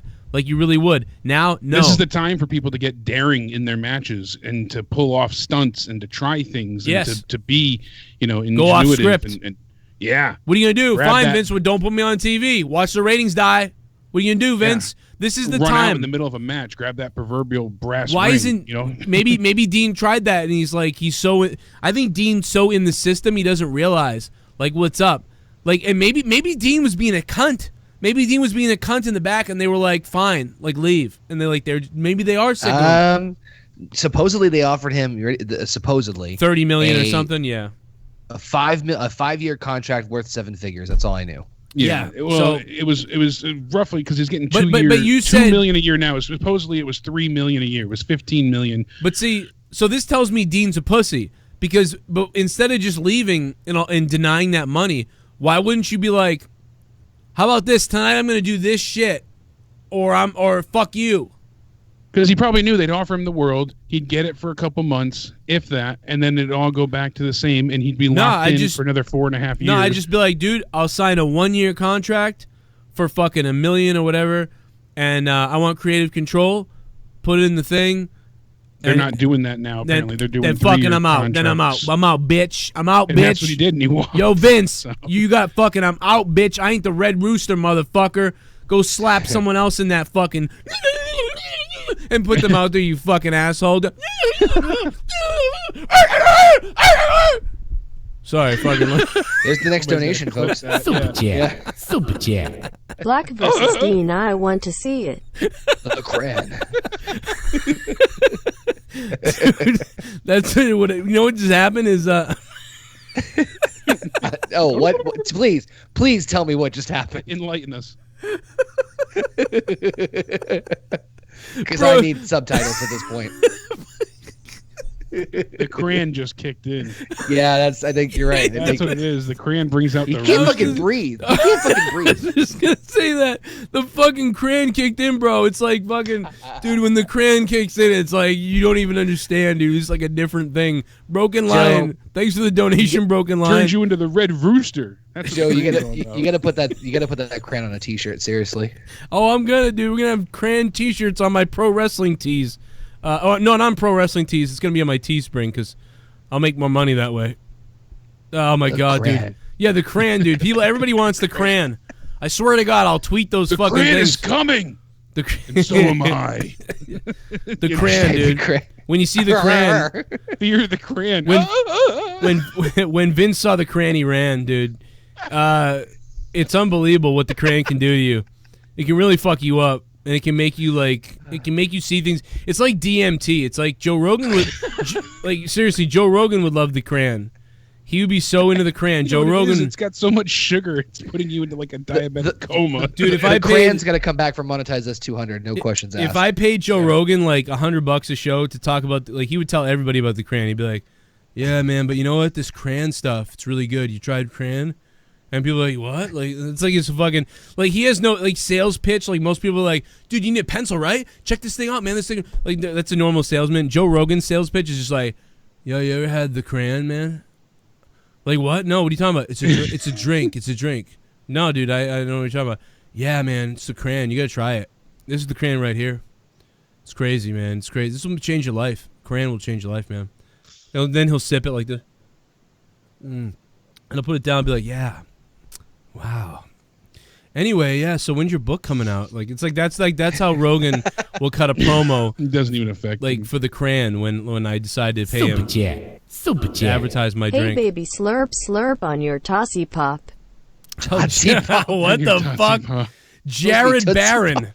Jared Barron, who dropped like fucking $1,000 in the last 2 days on this show. Make some noise. What the fuck the point is, Vince? What the fuck the point is, Vince? What the fuck the point is, Vince? As you like it, Joe. Abel Salas Jr. Beautiful. Thank you, Abel Salas. What the fuck the point is, Vince? Yeah, that's what the fans think, Vince. That's from a fan. That's from a real fan. What the fuck the point is, Vince? Broken English not speaking good. That's why Vince thinks he can get away with stuff, because that's how the audience speaks. What the fuck the point is, Vince? Well, thank you, Abel Salas Jr. for the $9.99. I appreciate that, man. We coincidentally, look at that. We made it as much as the network. It's just perfect. It's the $9.99. That's what the point is, Vince. Yeah, that's what the point is. That's what the point of Vince of points are. What the fuck the point is, Vince? That's what the point is, Vince. Get it right, you piece of shit. Oh my God. All right, so Super chat. Oh shit, let's play one more. Me, Joe, and Jake is the new creative team, no cap, huh? Hell yeah, dude. Now you're onto something. Like, I'm game with that. Like, I'll be creative with you, 100%. 100% on that donation, dude. I love you. Dude, I got to tell you something about this place I live, and I'm not going to say exactly. Well, I live in Foxborough, but I won't say exactly where. But yeah. You want to say your address? Oh. Yeah. But, dude, the people around here, like, this is like a different place. Like, I was, like, shopping earlier, and I've been thinking about this for a month now, a month and a half. I've been like, well, no, not a month. How long have we been here? I don't know. I guess, shit, it feels like longer, but I guess it's been like 3 weeks. We lived in this new place. And I just can't escape it, man. It's like, fucking, am I living in heaven? Like, what is this place? Like, everybody is so nice. It's weird, and I'm not used to it. I'm like, I used to live in the city, so it's like I'm just not, like, people were nice, and it was like cool and stuff, but there was just a different vibe. Like, everybody out here is like a fucking like over nice, like, but I'm like over nice. So like when I was in the city, I'd always be like chatty and nice to people. But like out here, and they just didn't give two shits. They would they just be undersell like, you. I'd be like, oh yeah, I had one of those one time, and same thing happened to me, and then I had to do this. Yeah, sometimes people would be like, oh really? Yeah. Sometimes people look at you and be like, yeah, you know how it is, whatever. You're just like, oh okay, yeah. I know what you're talking about. Yeah, but out here, you're like, yeah, I had one of those one time. Oh really? Like, well, I tried doing this, and then you have a conversation with them. You're like, wow, that was weird. Like, that person was like a real like a nice person. I mean, who the fuck knows? They weren't a total cunt bag. I mean, I don't know. They could be going home and raping their kids. I don't know, but like they seem nice in the store, and I'm like, wow, like they're so nice. And when I grew up in New Hampshire until I moved here in Boston when I was 9, that was kind of the vibe in New Hampshire, but it was like a really cold town too. So even though it was rich people and stuff, but here it's like, I don't know, man, it's just weird. And then it's like, I got firewood and a fire and I'm building fence in the backyard. I'm fucking building shit all over the house and everywhere, and I'm burning shit, and I'm like, this is fucking crazy, dude. Like, this is like a different light. Like, I don't know, man. It's like fucking, this is crazy good. Like, I haven't encountered one bad thing yet. Everybody's the shit. You know, I mean, like, it was weird. It's weird, dude. I don't fucking understand. Freaking the fuck out. I might fight somebody tomorrow just to fucking start something. Because, like, this is too good. Like, I'm going to be at the fucking gas Take station. This in the suburbs. I'm just going to punch someone. Brought to you by the propane tank. Yeah. I'm going to be like, dude, that's the fucking, boom! That was the cran. Right in your face. All right, what the fuck else was I going to ask you about? Oh, yeah, so, all right, so, you know what? I forget what I was going to ask you about now, because there was something, like, legit on my mind that was next, and now I'm lost. So Seth Rollins, whatever, he's gonna. So what Monday Night Raw, they went off the air because they're stupid and they had to change the whole thing to 11 o'clock only, and you know, they clearly missed Seth Rollins being like, I choose Brock Lesnar, and they missed that whole thing. And they announced it on Twitter. Yeah, it's like, oh, I can't wait. The whole night is, well, who's Seth gonna pick? That's the whole setup, and then we didn't actually find out, but on Twitter they'll tell you. You kind of figured when he's like punching Brock. I mean, okay, we pretty much. It is more evidently obvious, but Daniel was supposed to come out. There was supposed to be an exchange between I didn't know the three of them, thought... and the time just didn't allow for it. Like Joe had said, Lesnar's music didn't hit till like 10:56, something like that. It was weird. It was an overrun big time, and they desperately needed that, past 11 o'clock thing. I did kind of like the fact that they had like the brawl and they cut it like right as the brawl was ending. Like it felt like an old Nitro. I would have been game with that if he had at least said like, "Oh, I want Brock Lesnar." I would have been like, "Oh yeah, that." Like, but can you imagine even give him a chance to say? I agree though that like it wasn't that big a deal because you knew too, like you did know. But again, it's just weird that the whole point is he's gonna tell us who he chooses, and he gets in a fight with Lesnar, but like he didn't. I mean, I don't even remember what happened now. Actually, did Lesnar come out first, or was Seth in the ring when Lesnar came out? Yeah, no, Lesnar was out Lesnar first. Came out. Seth responded. No, Heyman did a promo saying like don't choose Lesnar. Then Seth came out. Seth didn't say a word and just punched Brock. That was that, and then that was just going right after. I guess that's the way they. You know what? Maybe that's what they wanted. I mean, can you imagine though if he punches, they do all that thing. He goes, I'm gonna choose Daniel Bryan. Actually, I'm good. You guys can just shit. But what if he was going to choose Daniel all along and he just got jumped? I mean, like that's what they were trying to present it as. Like he had a choice. I get it.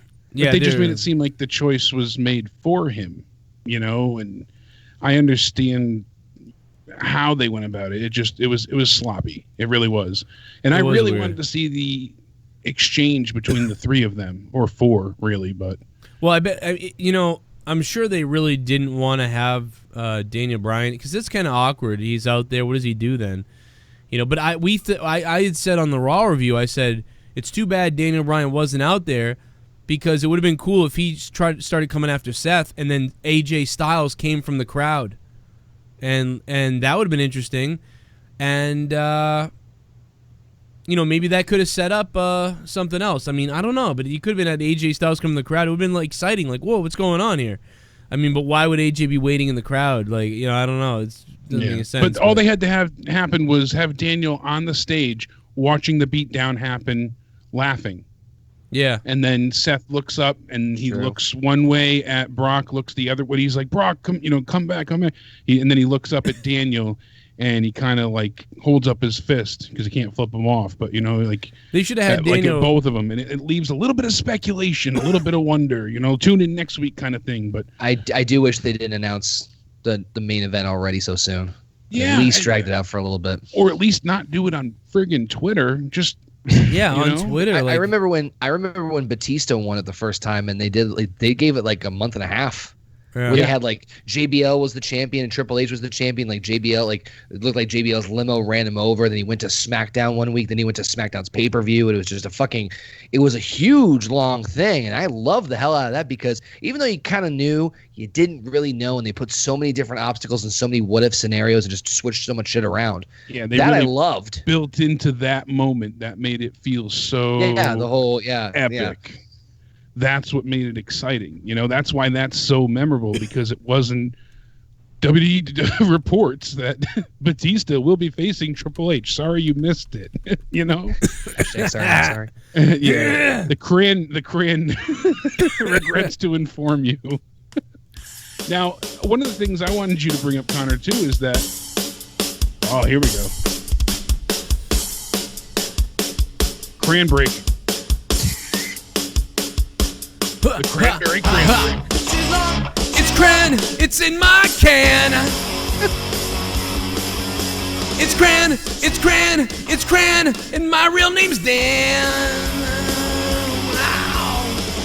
Is the cran down my throat? I think so. All right. Go ahead. Apologize. The cran break. Oh my God. The cranberries. Cranberry cran break.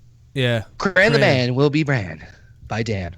I'm a fan. It's like Pearl Jam of the Cran. Yeah, you started to bring up before, Connor, when before we got going live, about WWE having an essentially all hands on deck meeting with talent after SmackDown. I don't know what you know about that, but the only thing I heard was, and I've heard mixed bag because with Dean's sudden departure. And, of course, the whole revival rumor being thrown around there, they were worried that people whose contracts are up this year will leave. And so, and I don't think this is anything new that they're trying. They were doing this in previous months where they were trying to not sign. They were trying to renew people for much longer. It's like 2, 3, 4, 5-year deals as opposed to like the 1 or the 2 shorter term ones. But now apparently they were in like a rushed panic mode on SmackDown, and they were trying to round up anybody whose contract was expiring this year, which, for a reminder, off the top of my head, I know that the Club and Nakamura's expire this year. So they would probably be part of that.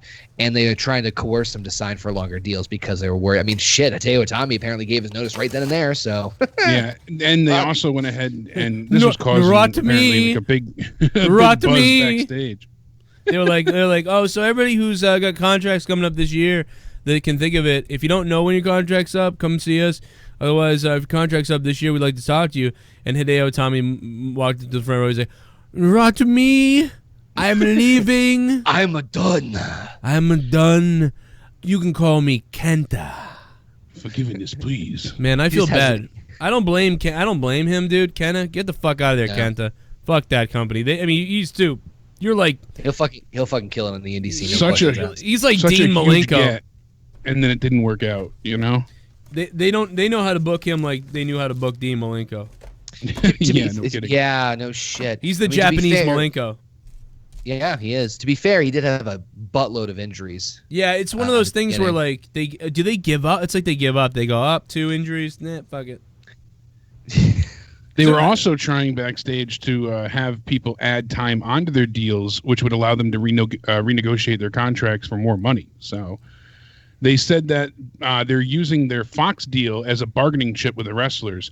They're advising talent. They have more money coming in, so this is a chance for you to, take advantage of us, make it a little bit more lucrative for yourself.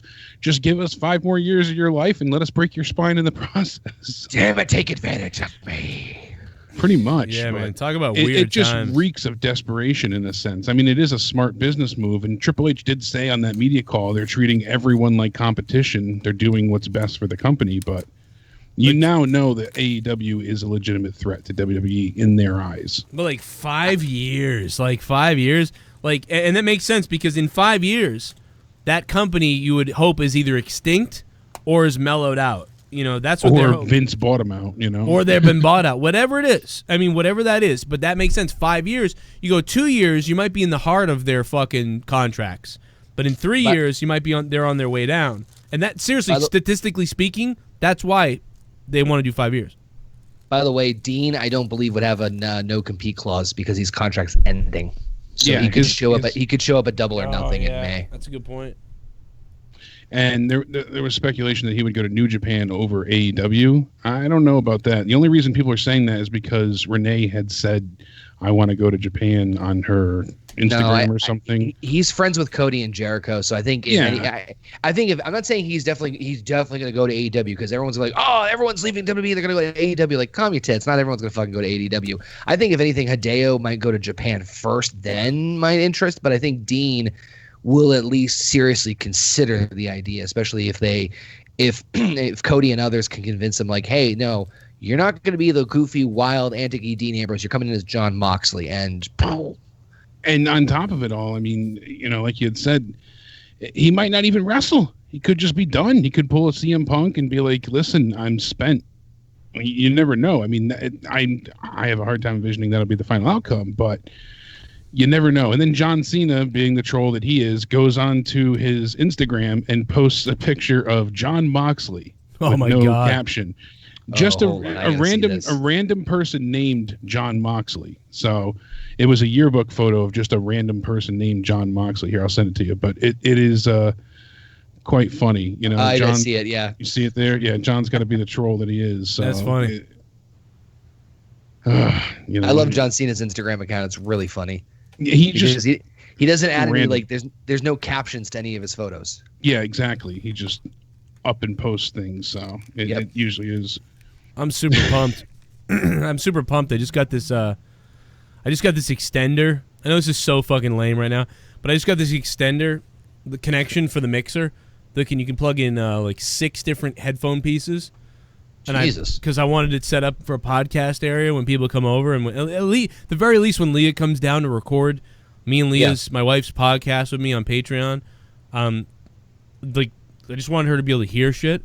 So now she can. But I'd bought like these elaborate devices for podcasting and all these crazy things. I bought 2 of them. They like sucked. I went on Amazon and I bought this fucking $6 thing. And it works better than any of the other ones ever did. Like, seriously. It's funny. Sometimes it works out like it's that. bizarre. It's like sunglasses. Like, you get expensive ones and you always lose them, but the cheapos, you can't get rid of them. That's exactly it. I'm almost out of the crayon, everybody. D. Bryan versus Riddle, first person to smoke the belt wins. Hell yeah, dude.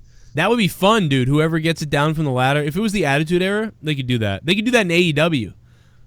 Like legit. Like, Cody could be like, you know, I'm going to follow in Daniel Bryan's footsteps. I'm going to do what's right for the environment. And then they could do that. And then just rip it off, but make it awesomer. If that makes any sense. Zach Connor, thanks for the $1.99, Zach. I'm going to have a drink of crayon for you, Zach. And there's not much crayon left. Only little tiny sips. Tiger Woods golf clap sips.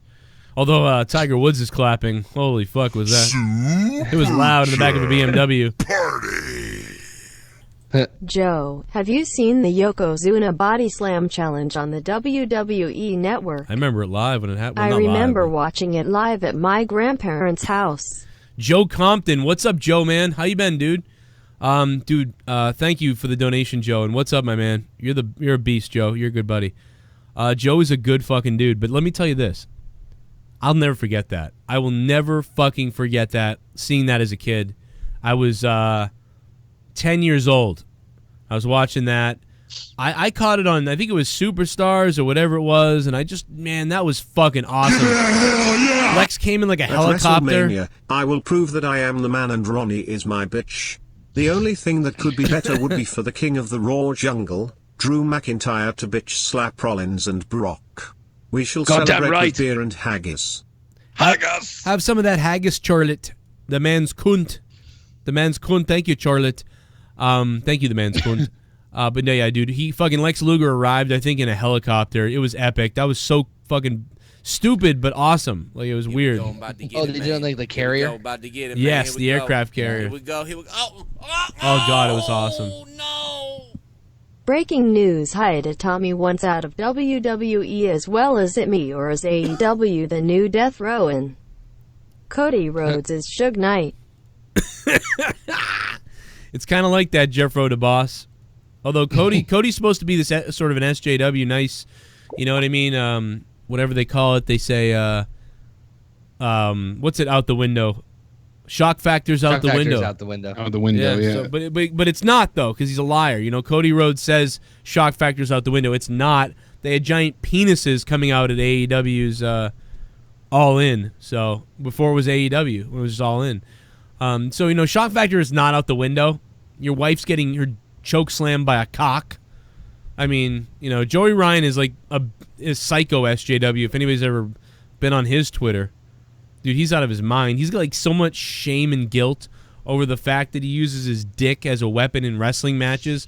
Like, he has so much shame that he has to like virtue signal like a maniac because he's so fucking embarrassed that he uses his dick as a gimmick in wrestling, and everybody hates him for it.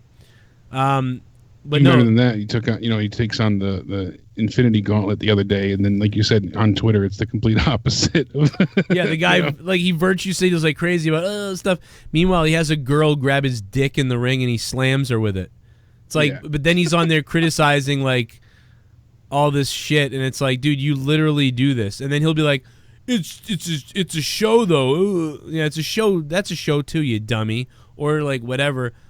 I don't know. Like, I don't care about like if you whatever political people are, but like when you're a hypocrite, it's just fucking hilarious. Like, I mean, you really are a retard, Joey Ryan. You really come off as a retard.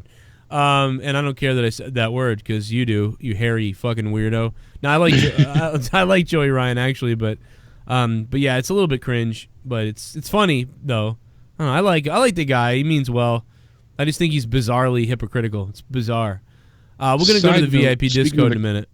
Speaking of the crayon, before we get to Discord, you know, Jericho had a bit of fun with his drunken tweets the other day. You see somebody buying him a bottle of vodka, and from there, his Twitter just went ablaze. He's always drunk. He said some pretty funny stuff, but one of the things that is feeding a lot of rumors right now is he posted a tweet about Brock Lesnar. He said, intimidation and fear goes a long way in our business, guys. But let's be honest, at Brock Lesnar needs to pull up his pants and lose the gut. The dream is over, dude. I don't play by the script. At WWE, at AEW Wrestling. Or at AE Wrestling. So, Jericho should take a look at his gut because he's been drinking a fucking margarita every day. Well, this led to a slurry and flurry of, total AEW has their eye on Brock Lesnar reports and whatnot. And basically what Dave Meltzer was saying that, Vince will pay anything not to lose Brock, which we know he's already paying him, a ridiculous overpaid amount. But he said, let's put it this way. Chris Jericho wants a match with Brock Lesnar, and Chris Jericho has a lot of sway. Doesn't mean that that's a deal that's going to be done, but who knows, and it's something to consider. Wow. Blake even let me know that, Jimmy John's gave up their sponsorship with Lesnar, so no more sandwiches for him. So he might be, I don't know what happened there, but he might be looking for. Yeah, how's he going to eat now? Yeah, exactly. Well, let me show you something. This is amazing. I can't believe I found this in the shopping store earlier today. I was shopping, and I can't believe I found this. But you have to see this, Connor, because I found it, and it's kind of fucking amazing, to be honest. And so I want everybody to see this because it is amazing that I found this. Check it out.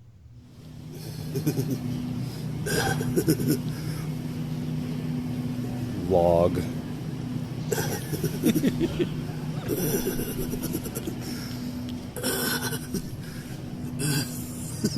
Log.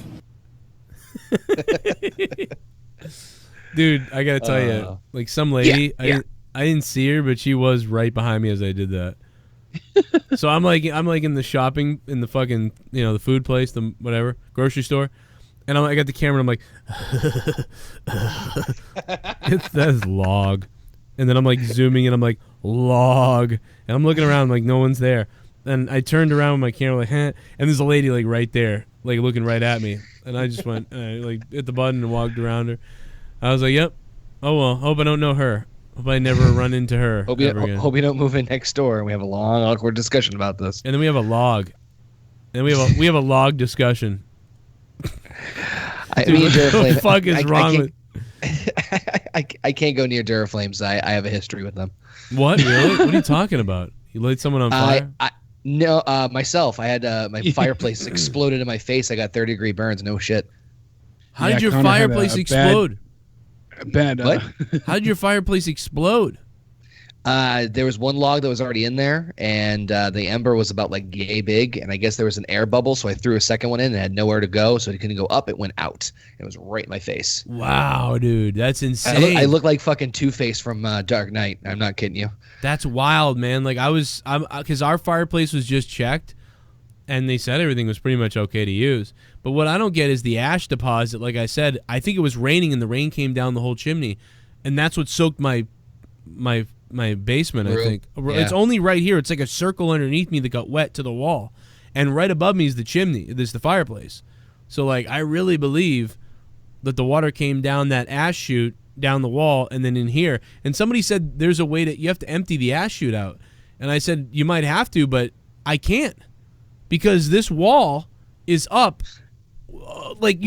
So, like, on the other side of this wall is the laundry room and the gas and the boiler and everything. But then if you look straight down where you can see the top of the stone of the chimney, but there's no chute there. You can tell it's on the other side, probably like right here, actually, probably like right here somewhere. And I can't access it because they built a wall here. So I'd have to rip this sheetrock down to get to it to find out where the leak is and to find out where the chute is. And do I need the chute anymore? And here's the thing: in the bottom of the fireplace, the chute's there. The metal flap is there. Yeah. It won't lift up. It's like it was welded, but it has bent, so it does this. So there's a gap where stuff can still fall underneath there. What the fuck? And I'm like, what? Like, what the fuck is this? So I have no idea what to do. So I'm like, Leah, if we light a fire, is it dangerous? Is there anything going to catch fire under there? I don't know.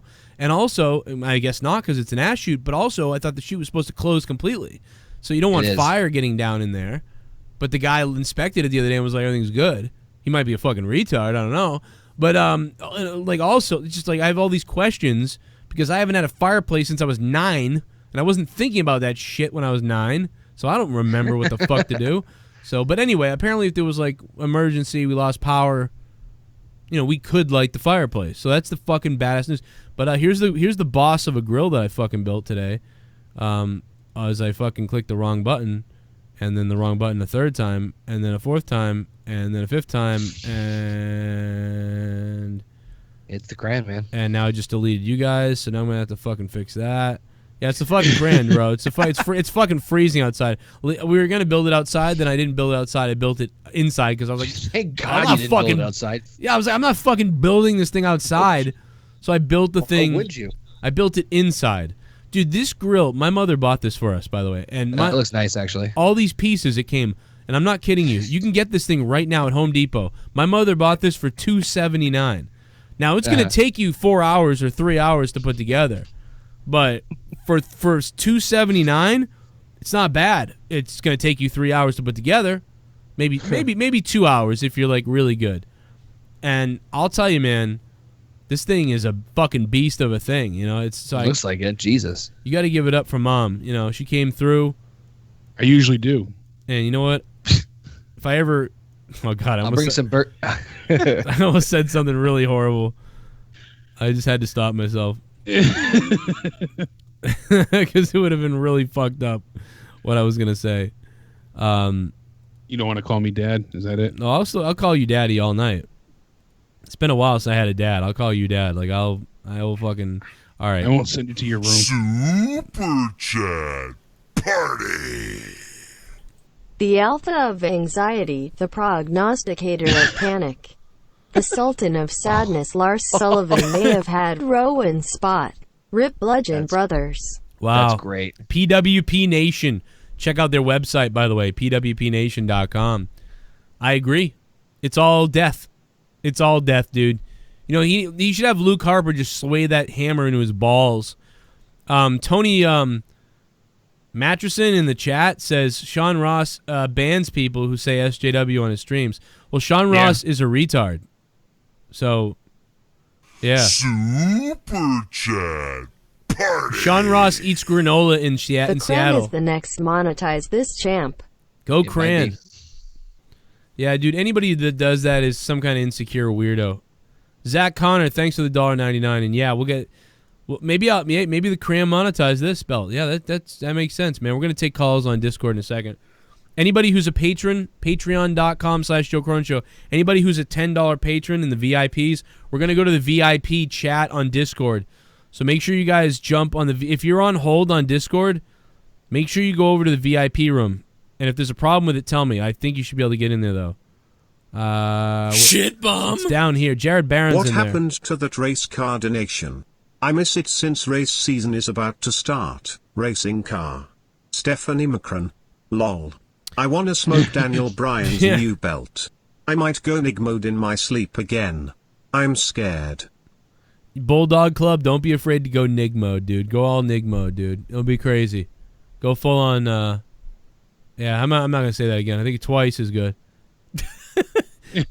Bulldog Club, thanks, man. And listen, Jared Barron, Bulldog Club, thank you for becoming a $5 shit bum, Bulldog Club. Jared Barron's already in the VIP right now. I'm going to go to Jared. Hell yeah! Get in the VIP. How many days do you go without shower to accumulate the perfect amount of dick cheese so when I stir the Cran the flavor is as good as yours? Oh, no, I can't say Also, that. who names themselves from Ni 206?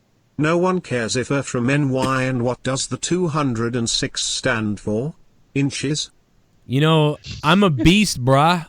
I'm a beast. I honestly don't know. I don't know what... Dicks take it. I don't know what... Wait, what? It's 206 dicks that he's taken. Oh, at that okay. point in time. I have no idea what it means. It's like not an area code. I know what it is. You do? Yeah. What is it? Birthday. That's creepy. Yeah. Wait. He's 206 years old? My God. Wait a minute. Exactly. What birthday? Yo, what the fuck? What birthday? Month and day. What's the 20th month? The 6th day of the 20th month? Is that really what it is? Did you ask him? No, but I put two and two together when I think like back when everything was all good. I saw a bunch of like happy birthday things, and I put 2 and 2 together. Like, oh, that's what the 206 means. Yeah. Oh, so he was Wow. born in Smartuary. He put his own Yes. birthday in his name. What a fucking weirdo. Dude, this guy's weird as shit. Dude, you're weird, JD. You're fucking bizarre. I know you're watching now, so you're fucking weird. You're a weird dude. You're a weird gnome. I got the name Countdown Ended because I like to go into department stores and masturbate on clocks. So That's why they stopped. What a weird fuck. I don't know. It's so fucking weird. ooh, Dude, just like it's just so it's bizarre. Like, I put my own birthday. I get it, but I get what? it. But Well, I mean, Connor, it's I kind of need like more one of yogurt. Bum. I get it. It's To just- be the cran. You gotta beat the cran. with a cran in my eye. that might be the one for the night. That might be the winner. Barry Lynch the Cran. Let's Be the beat. cran, you gotta beat the Oh cran. my god. Name. Very That's a fucking awesome name. I gotta work on a Photoshop thing now. The point is, Vince. The fuck the Cran is. Barry Lynch the Cran. Thanks for the $5 donation. I'm just gonna leave Too the bad you couldn't give Lars some of the cran before he ran away and disappeared. Probably Yeah. would have been able to. Give Lars the cran before he ran. Lars ran because of the Cran. Yeah, you know, people still have VIP access. Let me just look at the people who are VIPs still. And I'll shout them out because you guys can come down to the Patreon VIP and I'll put you on the show first. Like Marvin Watts in there, Broken Lion, Daniel, Miss Sex, DJ Anime, Jared Barron, and Sense of Morality. You guys are all on the VIP list and all active on Discord right now, so I assume you're there. So we'll go to them first. Let me pop in there. Boom. Yo, Jared and fucking Broken Lion, what's up? Hey, what's going on, Jeff? What's up, Joey? What's up, man? So I don't know who to go with first. The OG Broken Lion, who's donated so much over the years, or Jared Barron, who recently dropped the bombs. You know. Nah, man. Broken Yeah, Lion's we're the senior of me, so he can go ahead. You were here first. You should go first. Oh, here Nah, we man. go. The senior goes first, man. That's how it goes. I'm being respectful. I got you, Broken Lion. Okay, well now my cock tickles. Okay, anyways, so so Joe, I kind of want to talk about this Dean Ambrose leaving thing. Yeah. I really do think he should go to AEW. I don't think everybody should go to AEW. I think he should go to AEW if he actually leaves. Well, I think he's one of those guys that they need, like him and, like we said, CM Punk. You know, CM Punk could go there for like a guest commentary during Double or Nothing. Like, why couldn't they get him to do that? You know, why? If he says no to that, this guy just hates wrestling. Dean Ambrose is CM a Punk? heel, getting to be John Moxley. Oh my God, that would be a huge sign for AEW because they have they don't really have many heels over there. You know, when you think about it, all in all, Right. that would be a huge get for them. That's monumental. Exactly. Send him at the what's AEW's next pay-per-view called? All or Nothing. Double or Nothing. Double or Nothing, yeah. And plus, Double I or couldn't Nothing, picture yeah. Dean. Yeah, I would New actually mark Japan. out to see that. He's- what are you saying? Yeah, you're right. Yelling at the crowd, English. You know, just He could learn some insulting thing in Japanese, like whatever that is. You know, I don't know, and he could say it to the people. It'd be great. He'd be like, I learned one thing in your language, and it's the only thing I'm ever gonna say to you, stupid people. Like that'd be crazy. But no, I don't think he'll go to New Japan. I don't see Dean Hideo going back to New Japan. Yes, Dean. Nah, he's going to. He's gonna probably do nothing and then maybe go to AEW. Probably. Yeah, I can't see him in New Japan. New Japan, I don't know. I just can't see him in New Japan. Me neither. He just wouldn't. It just doesn't work. That doesn't make sense. Yeah, now I could probably see John Moxley versus Kenny Omega, probably at Yes. probably not at Double or Nothing, whatever the fuck it's called. Or like, He's free to wrestle at that point. It's after his contract's up. yeah. Well, hey Joe, I gotta bounce, bud. Have a great show. Yeah, man. Yeah. Thanks. That was, Oh, my God. the fuck? That's how he ended it, man. He got out of here all creepy What a like. man. That's hot, man. That's like I'm ready to go. I'm gonna drink the cran for that. Yes. I mean, so, Joe, you and Cran, how long you guys been together? Oh, it's been a little while. This is like I'm finally letting it out of the letting it known. I'm letting it be known finally that I'm into the cran. I think the Cran and you have had a very complicated relationship over the years, and I think Jake has been there as your counselor to help you through these difficult problems, and finally you and the Cran have been able to work out your issues and able to have some sloppy sex. Yeah, like we had a lot of issues when it was just cranberry juice and when it was just like ginger ale and like all that stuff. We had issues, but like when I put them all together and then I introduced them to my privates, like that just it was like everybody realized, everybody believed in heaven after that. It was crazy. And listen, I gotta give a shout out. He's in the Discord right now. He donated earlier. He has gone up to not only executive producer level, but also he'll be in the VIP, obviously, because of it. Got to give it up for Bulldog Club. Bulldog Club, yeah. Bulldog Club going to becoming a $25 Patreon a month. Thank you, Bulldog Club. And we'll get you in there with Jared Barron hasn't been added either yet. They'll both be added. You did get the VIPs, though, on Discord. That is there. So thank you for that. Can I ask you, Joe? Yo, wait a minute. Welcome to Cran Club. Welcome to Cran Club, baby. You have just now entered Cran Club, okay? Anybody in the $10 or above is in the Cran Club. Cronin Club is $5, that's true, but Cran Club is $10 and up. Okay, Jared, I'm sorry, go ahead. No, you're all good. Yeah. I don't know if I sent you the correct email address. I got your email. I got your email. Okay. I just saw it earlier today. I haven't responded back to it yet, but I did see it, so you're good as far as that goes. Perfect. Okay. Well, let me give you some life talk. We want some life talk on Out of Nowhere or no? If it's quick, yeah. Okay. I don't know. That's all my life talk. But I will tell you. So I'll tell we you were having what. discussion in chat about wearing rubber. Wearing rubbers, like rubbers, or like wearing rubber. Yeah, on your cock. Making sure you wear a condom. And okay, yeah. And we were talking about gay sex and making sure and I wasn't having any of it. We were making sure you go in deep, you go in hard, and you make sure you have no condom on because it's the best way to go. Yeah, you got to make sure you want to procreate. Well, the Christians love that. I mean, because they want to have as many kids as possible. You know what I mean? Tell Satan, fuck you, we're having kids. But it's like, and like the kids, like on the TV shows where they have like 9 kids, they have like 700 kids, and they're like, we're having another kid, and they have like 16 kids. Like quintuplets and super tuplets and shit. Yeah, I get that mentality. But yeah, and besides, they're about to cure AIDS anyway. But you know what everybody really has to be worried about? Honestly, don't even be worried about AIDS anymore, almost. I mean, yeah, you should be kind of, but, especially if you don't have a lot of money. Like, if you have some money and good health insurance, you don't be as worried about AIDS. But HPV is what people really need to be worried about. There's like fucking 150 different strains of HPV. You can have multiple versions of it. It gives guys throat cancer. So if you're like licking a girl down there and she's got a version of HPV, it give you oral cancer and throat cancer. Oh, yeah. That's what that actor Michael whatever his name got. Lots of guys get it. And women can get all kinds of infections and rashes for life, and they get ovarian cancer. Herpes and all kinds of shit, like it just and lumps and stuff, all from HPV, and we probably don't even know what the rest of it does. For all we know, HPV causes cancers in your body and other places. Seriously, because they just found out about it. Like for the most part, over the last 20 years, they really started to pay attention, and really now they have a fucking vaccine for it. And there's a reason they have a vaccine, because I swear to God to you, if you get it, like it's fucking up your chemistry and it's creating cancers. So look it up. Google HPV and all the strands and the dangers and shit, and you'll be like, "What the fuck, dude? What the fuck is this?"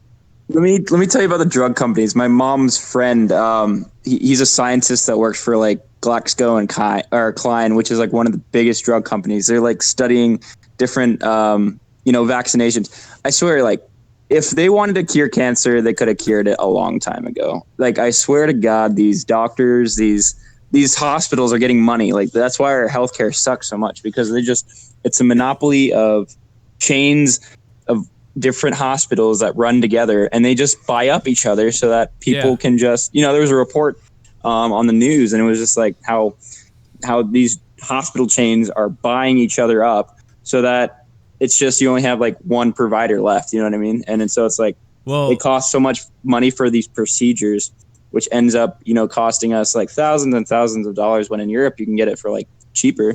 But they say, oh, it's because of regulation. I think that's a bunch of bullshit, you know? Yeah. $11,000 for a CT scan. I could probably get that in Europe for maybe like less than $100. Dude, when I went in for my concussion, and then they charged me $1,700. Super The doctor looked at me. That's all he did. Sign me up for them STDs. Oh, Chris Benoit. No, Chris Benoit. Jesus. What's up, Chris? Yeah, Chris Benoit. If only you'd gotten an STD, then you wouldn't have. Maybe you would have died of that instead of getting to mental breakdown, whatever happened to your poor brain. That's a different story. Clearly, his brain, he went insane. I mean, there's no doubt to me that that's what happened. That was Maybe not. he drank too much crayon. That was he drank too much crayon. Don't do it. Like, it's weird, dude. Like, I've heard lots of guys hack their own dicks off. What? But no, it's if you drink too much crayon, you go crazy. You're like, you cut your dick off, and then like Jake, do you know much about this? Yeah. No, he doesn't. He's try not to, you know. But here's the weird thing though, is like you think it's gonna work if you chop your own dick off, but then you start looking for someone else's dick and you chop their dick off to use it because you need the crayon again, and you're like, I need a cock to stir it. I need a cock. So to you stir chop the their crayon. dick off. Yeah, and you think So you chop their dick off, and then you have like the crayon spurting out of their dickless organs. Yes. Yeah, So it's and then like you a crayon think, fountain. and you think it's gonna help. You think it's gonna change. Like, okay, I'll be back to having crayon again, but you realize it never tastes the same without your own cock. So you just cut a guy's dick off for no reason. So then you think maybe that guy sucks. So then you try another guy, you cut another dick off, and the next thing you know, you're a serial dick cutter offer, and it's not working. And then you even get weirder, and you try a vagina, and you're like, all right. And when that doesn't work, now you're like, I'm a serial killer, and like this didn't work, and then that's when you commit suicide. It's the worst fucking pattern. It's happened in like 6 states already. Okay, it's a problem. The crayon virus, man. It's the crayon epidemic. It's the crayon, man.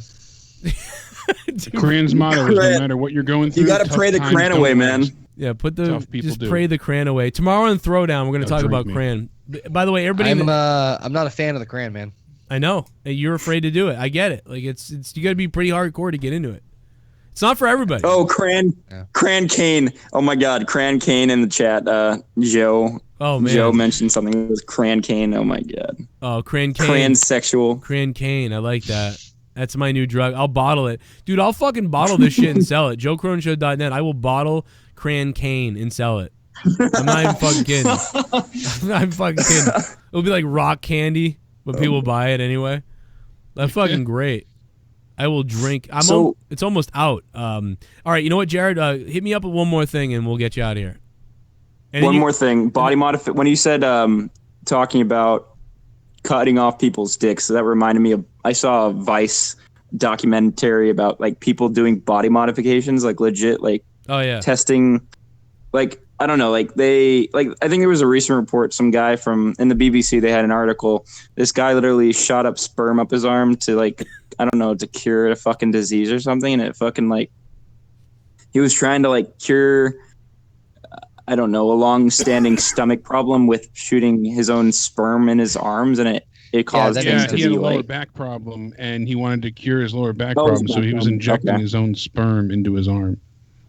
Yeah, so and that it goes back to body modification. Like people insert like, I don't know, like things in their ears to like make it hear better, or like they just test themselves like as their own product. It's like a new it's like it's been going on since the 90s, I think. It's an experimentation. I mean, dude, it's like at night when I'm having some, for the first time ever, like I've been having some breathing issues late at night because I think I'm a little bit overweight, and then everything. I got the apnea a little bit, I think. So if I'm laying down, I go like this. I push my nose up a little bit like this. I can breathe so much better. So I could see like being like creating a device where I just put it on my nose and walk around like that.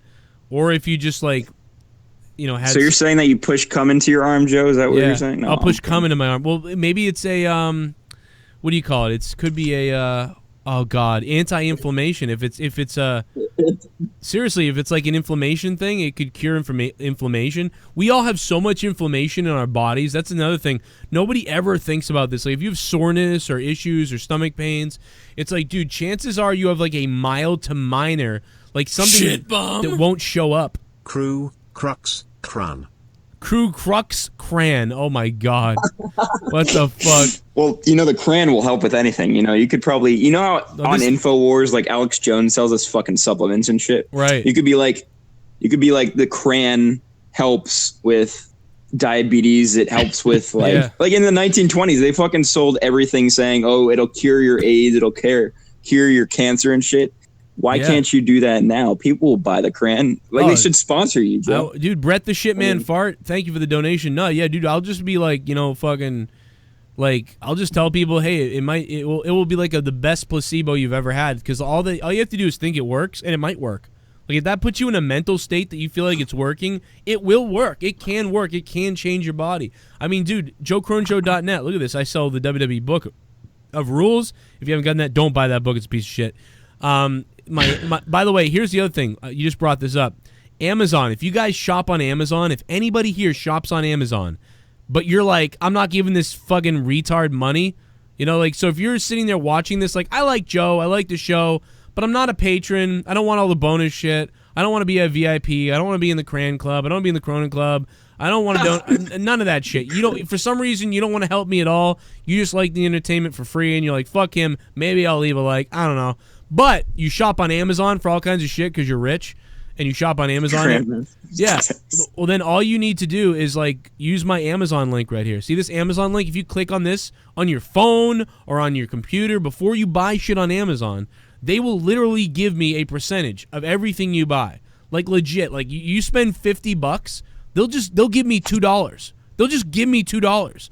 So if hundreds of you guys who shop on Amazon every day or every other day, every week or every month, whatever, you just use that link before you think oh, I'm going to help Joe. Amazon, I'm going to help Joe. Amazon, Cronin, Amazon and Cronin, Amazon and Cran, Amazon and Cronin, Amazon and Cronin. I shop on Amazon. When I think of Amazon, I think of Cronin. When you think of Amazon, I think of Cronin. Cronin, Amazon, Cronin, Amazon. Oh, honey, we need to get those new blinds. We need to get those new blinds on Amazon. Cronin? No, Amazon, Cronin, Amazon. So go to JoeCroninShow.net. That's my link. Go to JoeCroninShow.net. Then you just fucking go ahead and you right-click. Bam, you fucking open this in a new fucking window. Bam, it opens up. And oh my God, there it is. Holy shit.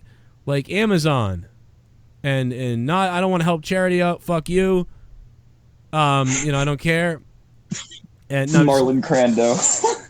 Dude, Marlon fucking Crando is like, he's a fucking psycho. Marlon Crando is a psycho, but that's okay because I love psychos. I'm a psycho too. Oh no, it's great. Yeah, I'm a psycho, dude. I'm totally a psycho, and I love that.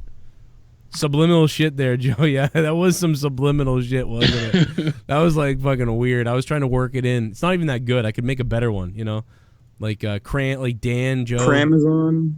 Yeah, Cramazon. I mean, Joe, you could set up your own. You could copyright this, and you could be making millions, or you could go back in time and just kill the guy who's about to make Amazon, shoot him in the head, and then be like, I'm going to make Cramazon, and then you just have the Cram logo on the Amazon. No, see, Cramazon is the name of this big fat porn chick. Like, she's like she's going to be the new porn star, and she's, I'm Cramazon. They call her Cramazon because they just stuff her full of cock. And they're like, oh, the Cramazon's on again. Here's Cramazon. Okay, cool. I didn't just fucking click on the wrong button. All right, but yeah, seriously, when you go to use Amazon, go to JoeCroninShow.net and use my Amazon link. You literally get me paid and help me without having to watch an ad, without having to donate or whatever the fuck. So everybody uses Amazon, especially, dude. Some guy the other day, this is a guy that knows I have this link. He goes, Joe, I just bought this sick $3,000 TV, bro. And I was like, did you use my Amazon link? He goes, no. I was like, oh. Because he would have given me $40. It would have been $40 that he would have given me for nothing. It just didn't cost anything. I just get $40 because you fucking clicked on my link. That's all you got to do. Why not? Especially, and he does do $5 a month on Patreon. He never donates, but he does $5 a month on Patreon. He's been a patron for 2 years, so he's a good guy, and he's got a lot of money. I know he's got a lot of money because he's talked about his job before, and he bought a $3,000 TV. Didn't even use my link. Like, ah! All right, listen, Jared Barron. Speaking of giving money, Jared Barron, thanks for the bombs over the last couple of days. Like, fucking, you're amazing. And call back on Throwdown. And we'll do a lot of talking on Throwdown tomorrow night. I bet you we'll love it. Troy will love you. Oh, yeah. All right. Have a good one, Joe. All right, man. I'll see you later. Take care, boss. All right, baby.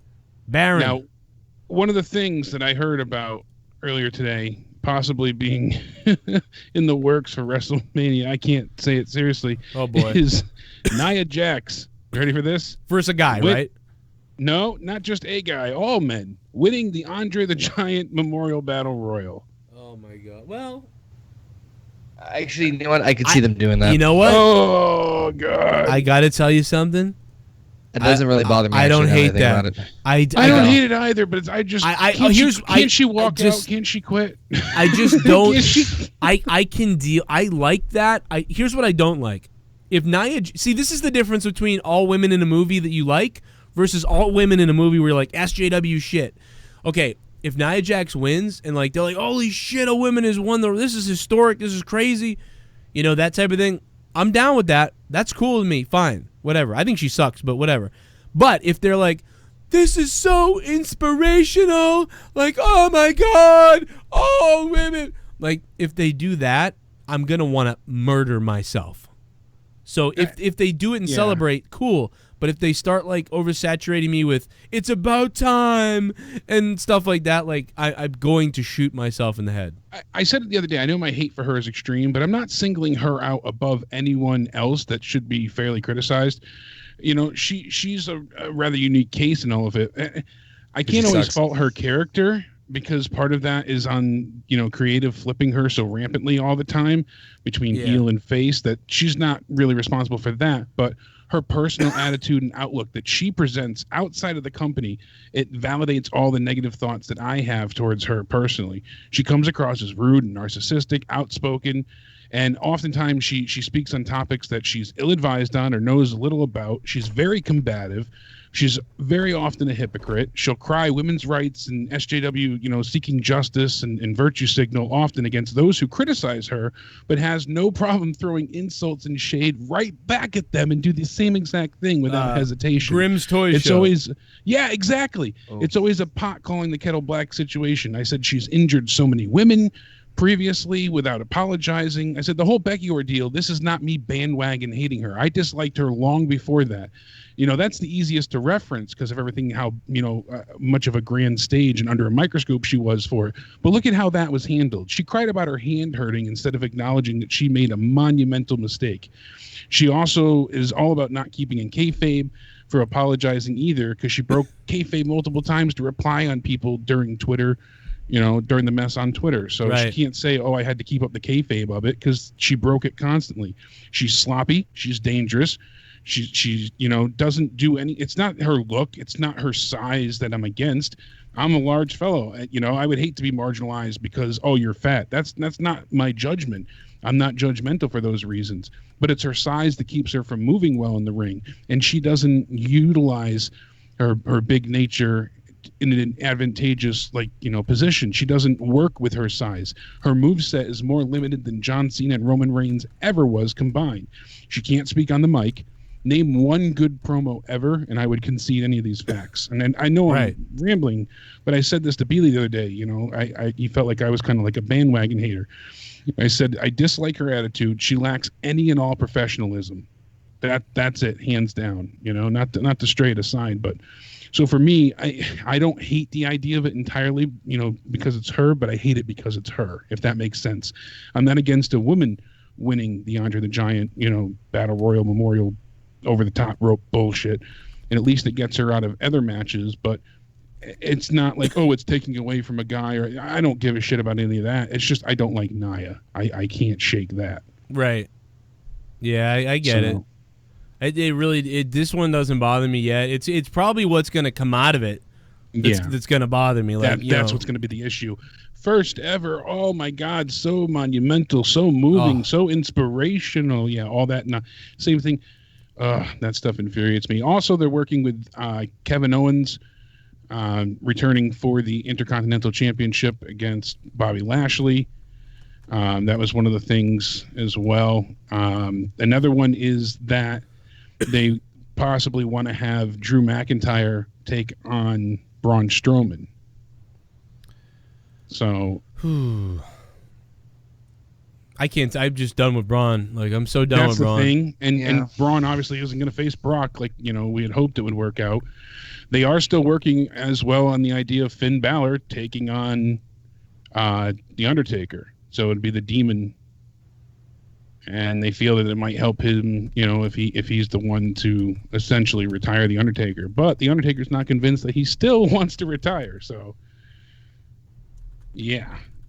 People have also said that, it'd be the Undertaker and Sting and Ballard. No, not from what I'm hearing. Sting is gladly done. So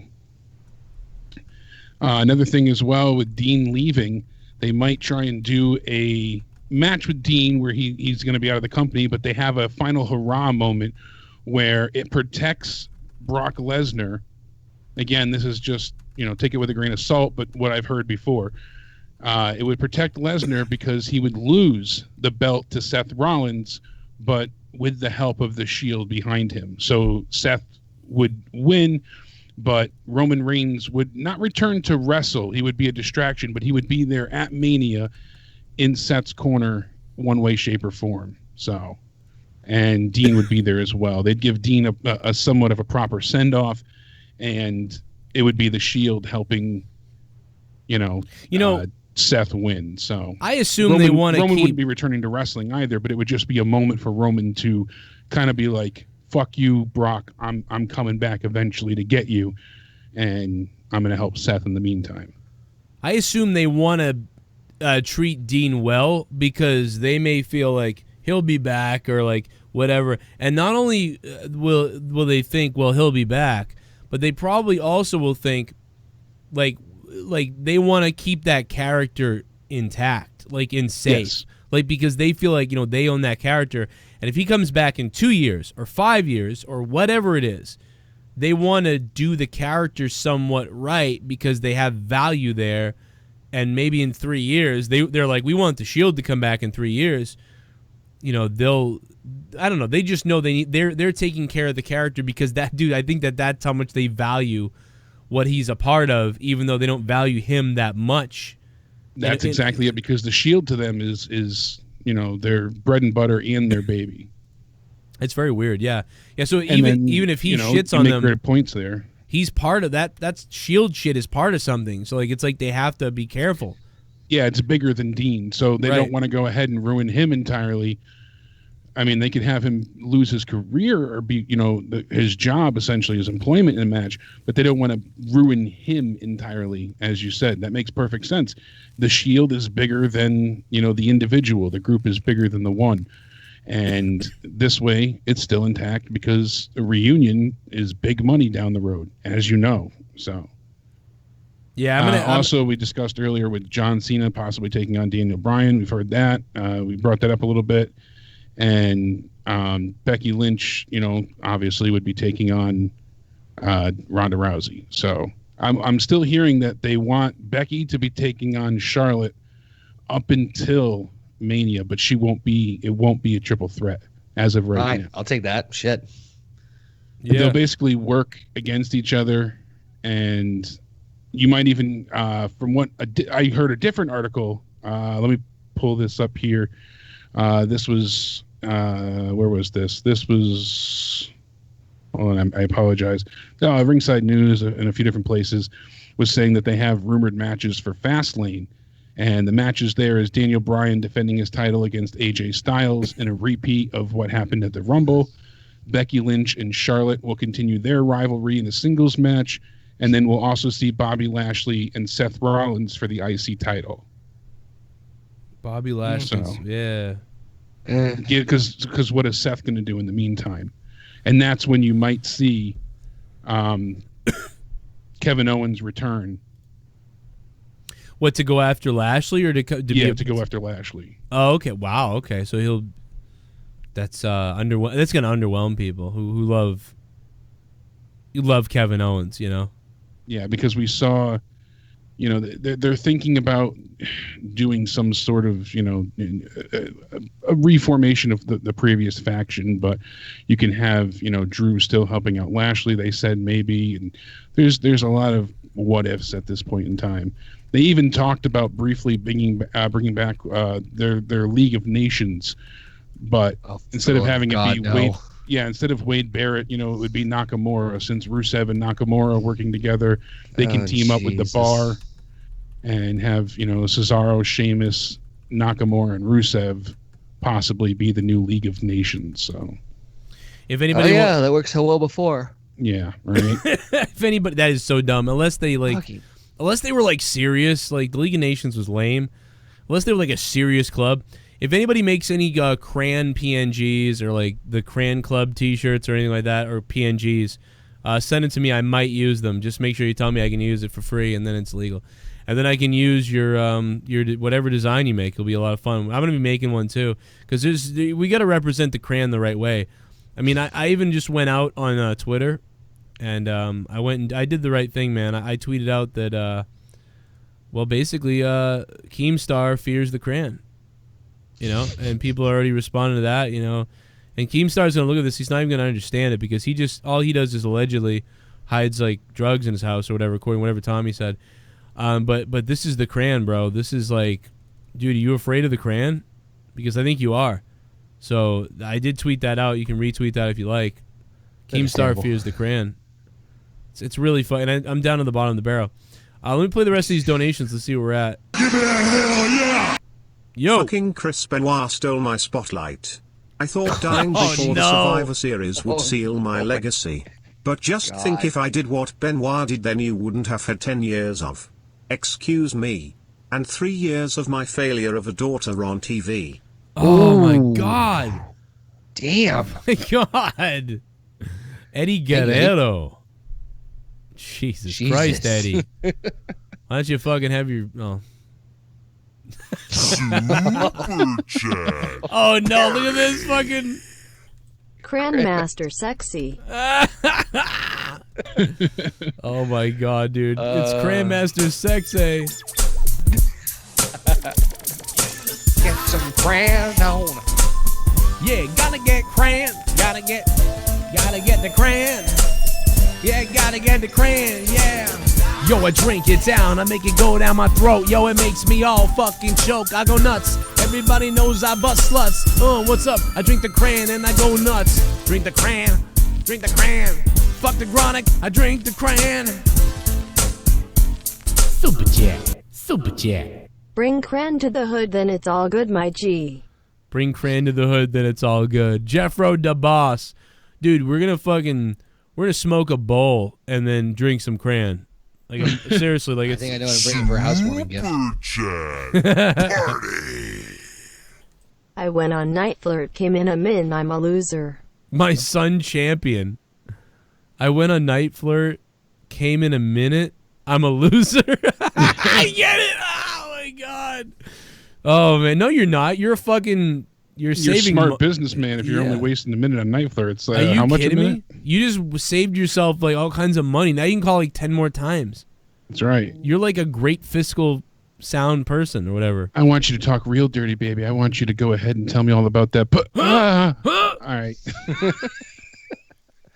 I got myself off. Super chat. That's awesome. Party. Love you, Joe, and Sexy Jake, and okay, Fabe. Oh, my son champion. Thank you. Connor from OKFabe is here. YouTube.com/OKFaber on YouTube. Just search OKFabe, though. You find him. You can find him on the Fight app as well, 8 p.m. Friday nights. Before Monetize This, on the Fight app. Download it on your phone. Look for OKFabe. Watch his videos over and over again so that someday he can force him to pay him more money. So go ahead and do that. It'll be great. He'll get all kinds of views. And then he'll meet Cody Rhodes at a meeting thing for Fight App, and then he'll introduce me to him, and then it'll be crazy. Cranback, get out of chat. Cranback? What the fucking Cranback is in the chat? Oh my God, dude! There's people sending me. There's gonna be people sending me pictures of Ryback with a cranberry on his head or with fucking. Did you see what I sent you in the chat? No. If Nia Jax wins the Andre the Giant Battle Royal, she should dedicate the trophy to her sister, Daisy the cow. Daisy the cow. Barry Lynch the Cran. Barry Lynch the Cran. Yeah, you think that Braun's ever going to defend his greatest Royal Rumble belt? Here she is. Barry Lynch the Cran. Thanks for becoming a $5 shit bum. There's a picture of Barry Lynch in the chat. And right here, and here's Barry Lynch right here. there he is. Dude, it puts the fucking lotion on its skin. I need to stop playing around with Photoshop this week. Super chat. It's getting really weird. We need to play with it more. No, weird. Zach, it's dead, Master Sexay. Oh no! What did that say? No, Zach is dead. Sexay? Oh God. I get it. Dorian Moore. Thank you, Dorian Moore. Poor King. I'm sorry, King. Yeah, what a great. How does King all the heart attacks and everything, and his son dies before him? Like, just fucked up. It shows what drugs does to your heart. Well, remember, they think that something weird happened in that prison. Yeah, I know. Yeah, I think they're still investigating it. I could be wrong. It's still being investigated. It's like they accidentally killed him being too rough or something, or like they covered it up, or they didn't do something. Something don't seem right. While you're all freezing up there, I'm booring up down here. You're burning up down there, Aaron Hernandez. What's up? Oh, I get it right now, you bastard. Oh, I get it. It's negative 11 here right now. Aaron's in hell. Oh, I just put 2 and 2 together on that one. Oh my Jesus God, Christ. dude! Someone just sent me Aaron Hernandez. Thank you, man. Hey, that you just thanked Aaron Hernandez. Dude, Awandi just sent me the fucking Stephanie McRan of Stephanie McCran. Stephanie McCran. I'm surprised you didn't go for the low hanging fruit with that one. You know, Aaron Hernandez, my friend, he's just hanging around. Well, he's not too far. He didn't. That didn't happen too far from where I am. He killed that guy. Like, what's weird is he found a guy in Dorchester, which is right next to where I lived, and he killed him right next to now where I live. So it's so weird. Like, it's like both funny. Places. You know, the Stephanie McCran. That is fucking hilarious, dude. I'm dying right now, like Aaron. Yeah, he went. Well, just take his shoelaces. Just take his fucking shoelaces from him. It'll be all right. He forgot about the bed sheet. He's another guy that might have been warped by headshots. You know, that even though he was into some fucked up shit, he was kind of getting out of it, I thought, and then he's like weird. Because like he's like good and respectable to many people, but then he's fucked up and like shoots people. It's like, I don't know. I think it was like, you know, the two evils, or he had split personality essentially. You know, maybe he got off on the fame and tried to be larger than what he was. Yeah, it was like he was lying to the coaches, like, yeah, I'm being a good guy and I'm really changed now. But then he's out there like fucking, yo, hustling, and I'll shoot you in the face. Well, it's about control and like having power, and even though he's got, you know, celebrity and money because he's a football player, it's like he still doesn't quite have that control over people that he could have on the regular streets. The respect you get when you pull out that gun. Yeah, or with his dick. Pull out my gun. Yeah, he was the real Eddie Guerrero. What else? That was fucked up. No, nobody's real than Eddie Guerrero. I was going to talk about the Rumble, just the fact that, you know, WWE always inflates and lies about their numbers. Their 48,193 was actually a little less than 40,000. And out of those 40,000, only, I heard, 30,000 tickets were sold. Wow. Dude. Also, the reason I wanted to bring this up, though, did you hear them trying to buffer their number with excuses about why? Like, that's not bad for like the last minute or something. Like, what are you talking about? They said that. No, I'm not kidding. Oh, I know. I caught that. What did they mean last minute? Didn't they announce this like a long time ago? Yeah. They tried pulling out a bunch of fucking I'm not tricks like to make everybody him sound go better. listen to Michael Cole. He's like, and you know, ladies and gentlemen, that's amazing, really, when you think about it. For the short notice. What short notice? What? Almost been advertised for at least 6 months, you dick. Yeah, dude, it was really funny. Yeah, they didn't have the 2-year head start like last time. Yeah.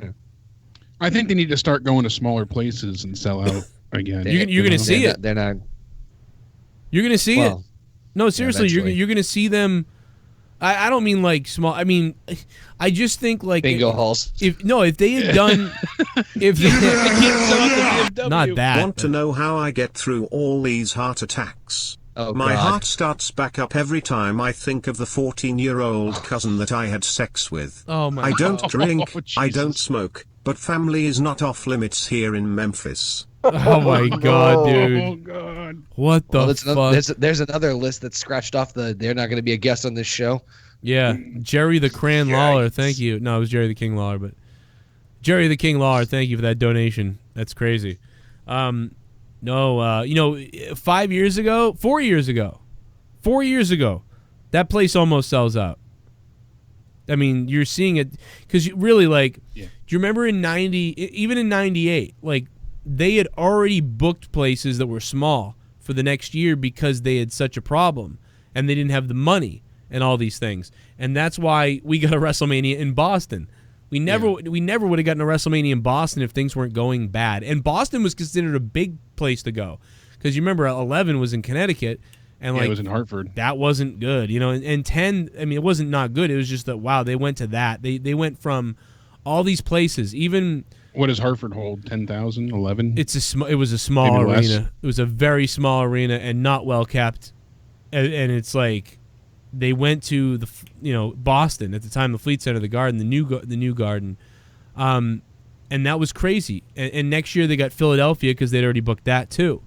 And I believe that WrestleMania 2000 or the one after that was when they finally went back to big ass arenas because it took them all that time to get back to being able. They had such an audience they could sell those arenas just like it they was did. 2000 because 15 was Philly. smaller as well. It was Philly. 2000 Philly, was 2000 was Anaheim. Yeah. Right. And then 17 was the fucking Astrodome. Yes. Yeah, So that's when it they- started with 17 really, but it took them that many years to get back to being able to like, hey, we can do a big arena. And 18 was Toronto. Yeah, and then 19 was Seattle, 20 was the Garden, and then 21, 22, 23. And then it was on, dude. It was on after Yep. that. Like, it was never again did we go back to a small place. And this is like we could be entering another one of those times where now you're going to see them start to go to these small places. Where like Chicago, Boston, LA, New York, like regular arenas will become like I don't know if they'll I hope they do a Big Four here. I don't know if they'll ever have to do. I don't know if they'll have to come out of the arenas for WrestleMania, but they may. I think Manias sell themselves. The Big Four, they have to do smaller time. I think. Right. I think they're trying to do the big arenas for the Big Four to make them feel different, which I applaud. But they could have done that 5 years ago, and even maybe 3 or 4 years ago. Like this would have been great to see the Big Fours in these different big arenas. But they just missed it now. They've hit such a slump and slope right now that you can't sell this. No, you can't sell these. Yeah, it's not working. I wish you could. And now you 'cause got it's cool. Dean leaving and other people still, it's just Cena's, not around as much. And the other draws like The Undertaker don't carry the same weight like they used to. And he's on his last leg. And Listen, I'm going to jump Triple in. H is on his way out. I'm going to jump in real quick as we wrap up here. Johnny T, what's up, Johnny? If you're there. You've been waiting a while. Johnny T. Well, Johnny's getting his mic set. You guys have been to Access. I've never been. And apparently over the weekend, people were able to see from Thursday to Saturday night. If you went any one of those days, people got to see every single star that they wanted to. They got autographs at every single station. That's insane. Usually you could pick 2, sometimes 3, and not even get to see all 3 unless you paid like VIP tickets. Yep. General access for Access, general admission. Jesus. People got to go. It says there was definite concern for the Access special. It was very, very light. People went on Friday. They got to every single person that was signing. They went through every line and got autographs from every single person in the general admission lines. Wow, that's amazing, dude. Yeah. Yeah. For when I went to 32, when I went to 32, they I wanted to only meet one person. I wanted to meet Paul Heyman, and I was in general admission, and I didn't even get to meet him because the lines were just fucking ridiculous. Exactly. And the bigger stars, like you said, you have to get like VIP or something special because there's no fucking way you'd be able to. Usually VIP, you're waiting 45 minutes and you're paying for that. So. Yeah. So that's you don't get a good spot. That's shocking. Guys, we are on the road to monetize this 200. Don't miss monetize this Friday night right here on the Joe Cronin Show. Starts at 11. We go all night. It's going to be nuts. Plus tomorrow night, Thursday night throwdown over on my other YouTube channel, youtube.com/corruptedpodcast. And I put up a Morning Madness this morning for all patrons, a special for all patrons this morning. Go listen to it. I talked about some fucked up shit, answered questions, had some fun. Patreon.com/Joe Cronin Show. Guys, $1 a month. Super chat. You got to try it. Super chat. Wu-Tang Clan ain't nothing to F with. Wu-Tang Clan ain't nothing to fuck with. Jeffro the Boss, what's up, dude? I love Wu-Tang. Got to get them Wallabies on. Real quick, but yeah, seriously, if you have not, get over to my Patreon. You help keep me on the air, but you get 30 hours of bonus content. Check out all the tiers, all the shit. Me and Leah are recording our next podcast. It's going to be insane. Let's go to Bird. He's in the chat. Yo, what's up, Bird? He's in the Discord, actually. Dude, this guy just wrote Cran Life on Twitter. That's funny. Yo, Bird, you there? The Bird. The bird. All right, well, Bird figures out his shit. Let me put Johnny T back on again. Yo, Johnny T, you back, man? I got a big one for you. What the fuck? Hey, this Bird. Bird showed up. Jake on my way to keep you warm, hugging face. Oh, there's money. Money's There coming. we go. Little I'm Jake cold. Love. Baby, it's cold outside. Bird, what's up? You there? Figure out my shit. I can hear.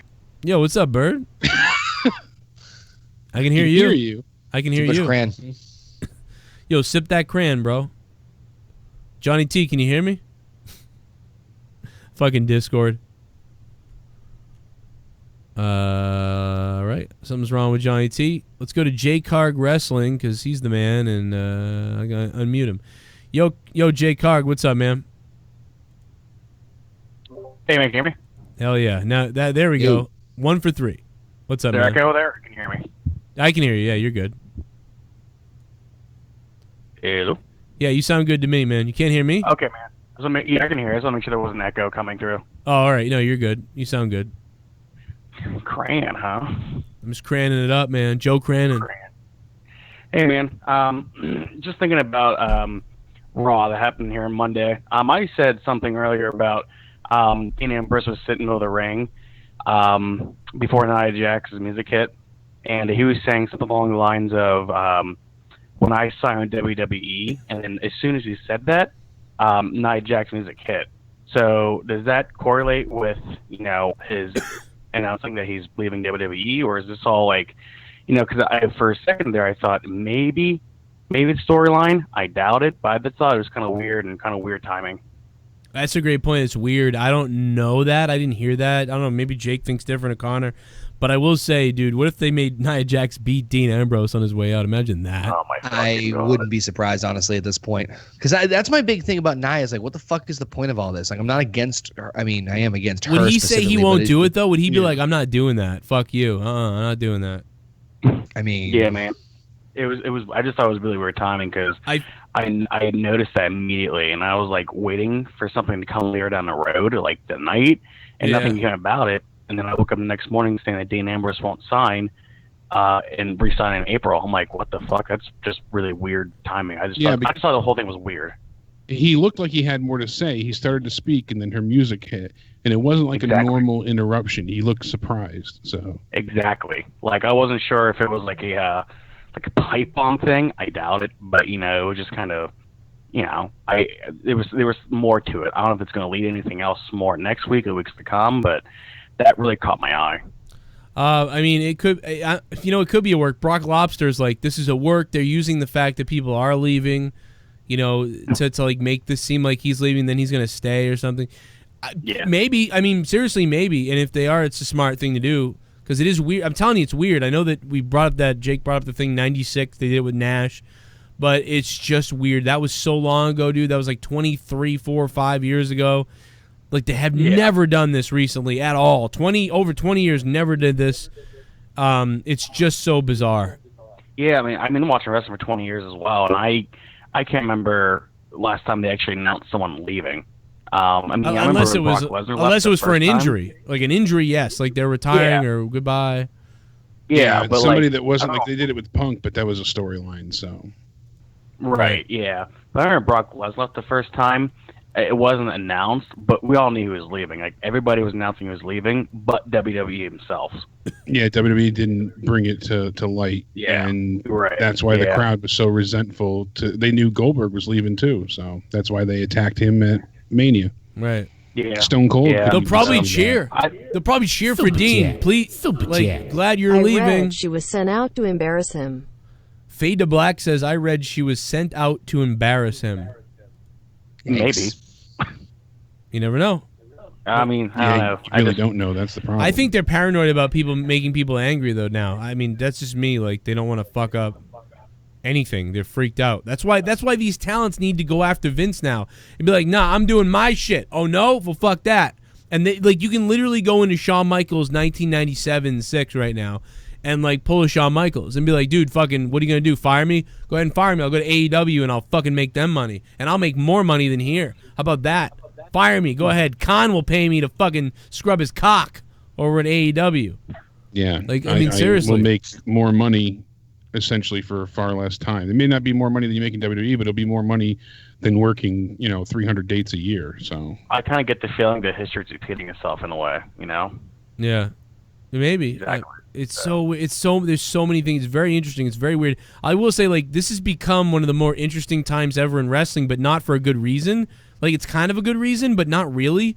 It's dude, the stuff about, another company and the behind the scenes and people's contracts and all this shit, this has all become more interesting than the actual product.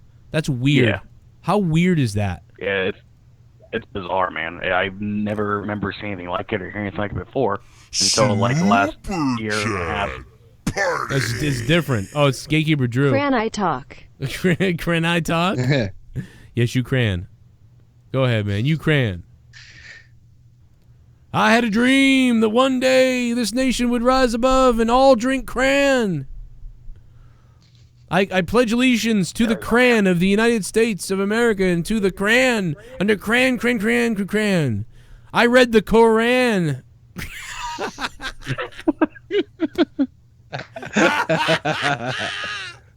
What the candy fuck? cran can. The Crandy Cran. Oh man, twinkle twinkle little cran, how I wonder. Okay. Oh, Bird figured it out. I think I just saw a super chat coming in. All right, I'll get Bird on. Oh, anyway, Jay Carg, anything you want to say before I let you go, man? I can't think of anything else top of my head here, man. But thanks for having me on. Appreciate You're welcome, man. Good shit. Really good talk. Really good call. Really good Discord. I fixed it. I fixed it. What's up, Bird?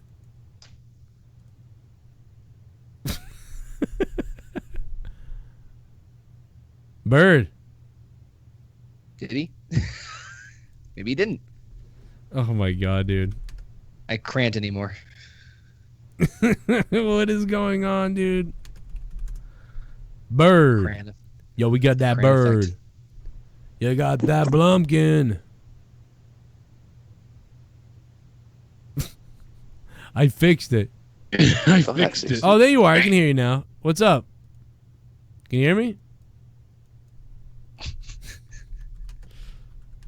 Yeah, it's fixed.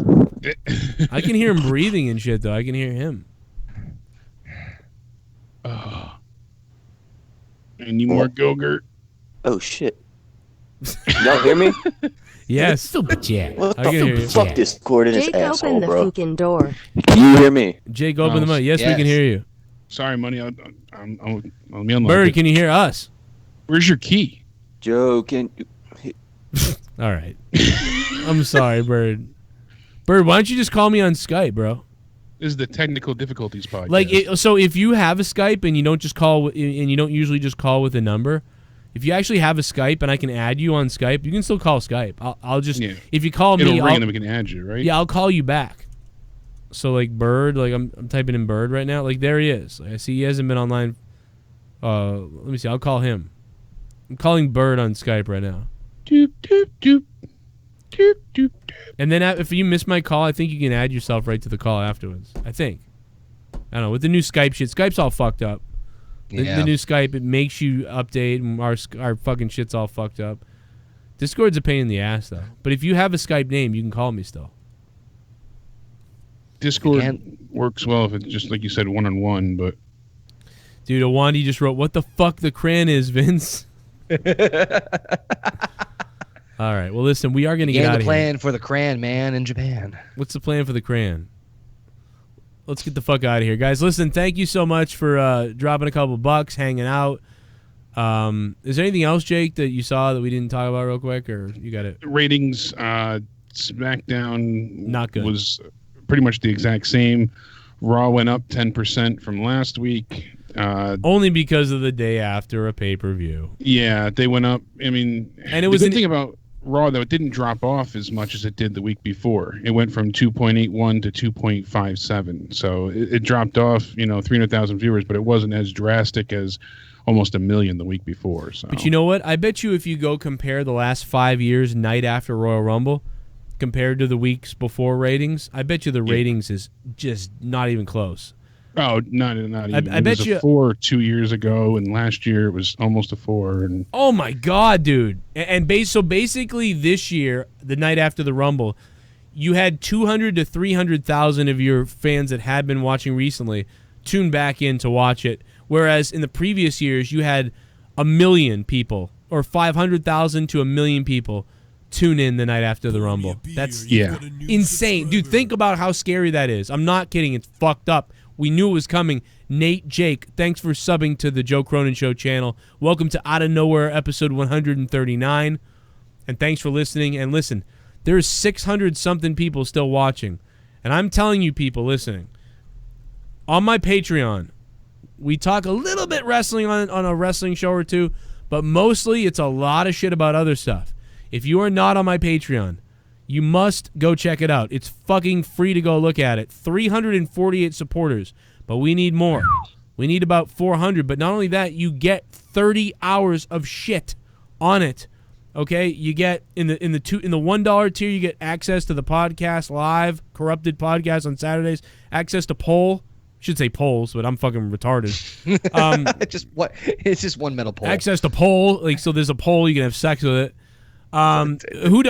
Everybody wants access to poll right now in the chat. Take $1, go over to Patreon, get access to poll right now. Seriously, that is the most important thing. Like the crayon, you'll love the poll. Like if you have to buy your grandmother medication, fuck that. No, get access to poll. $1 a month.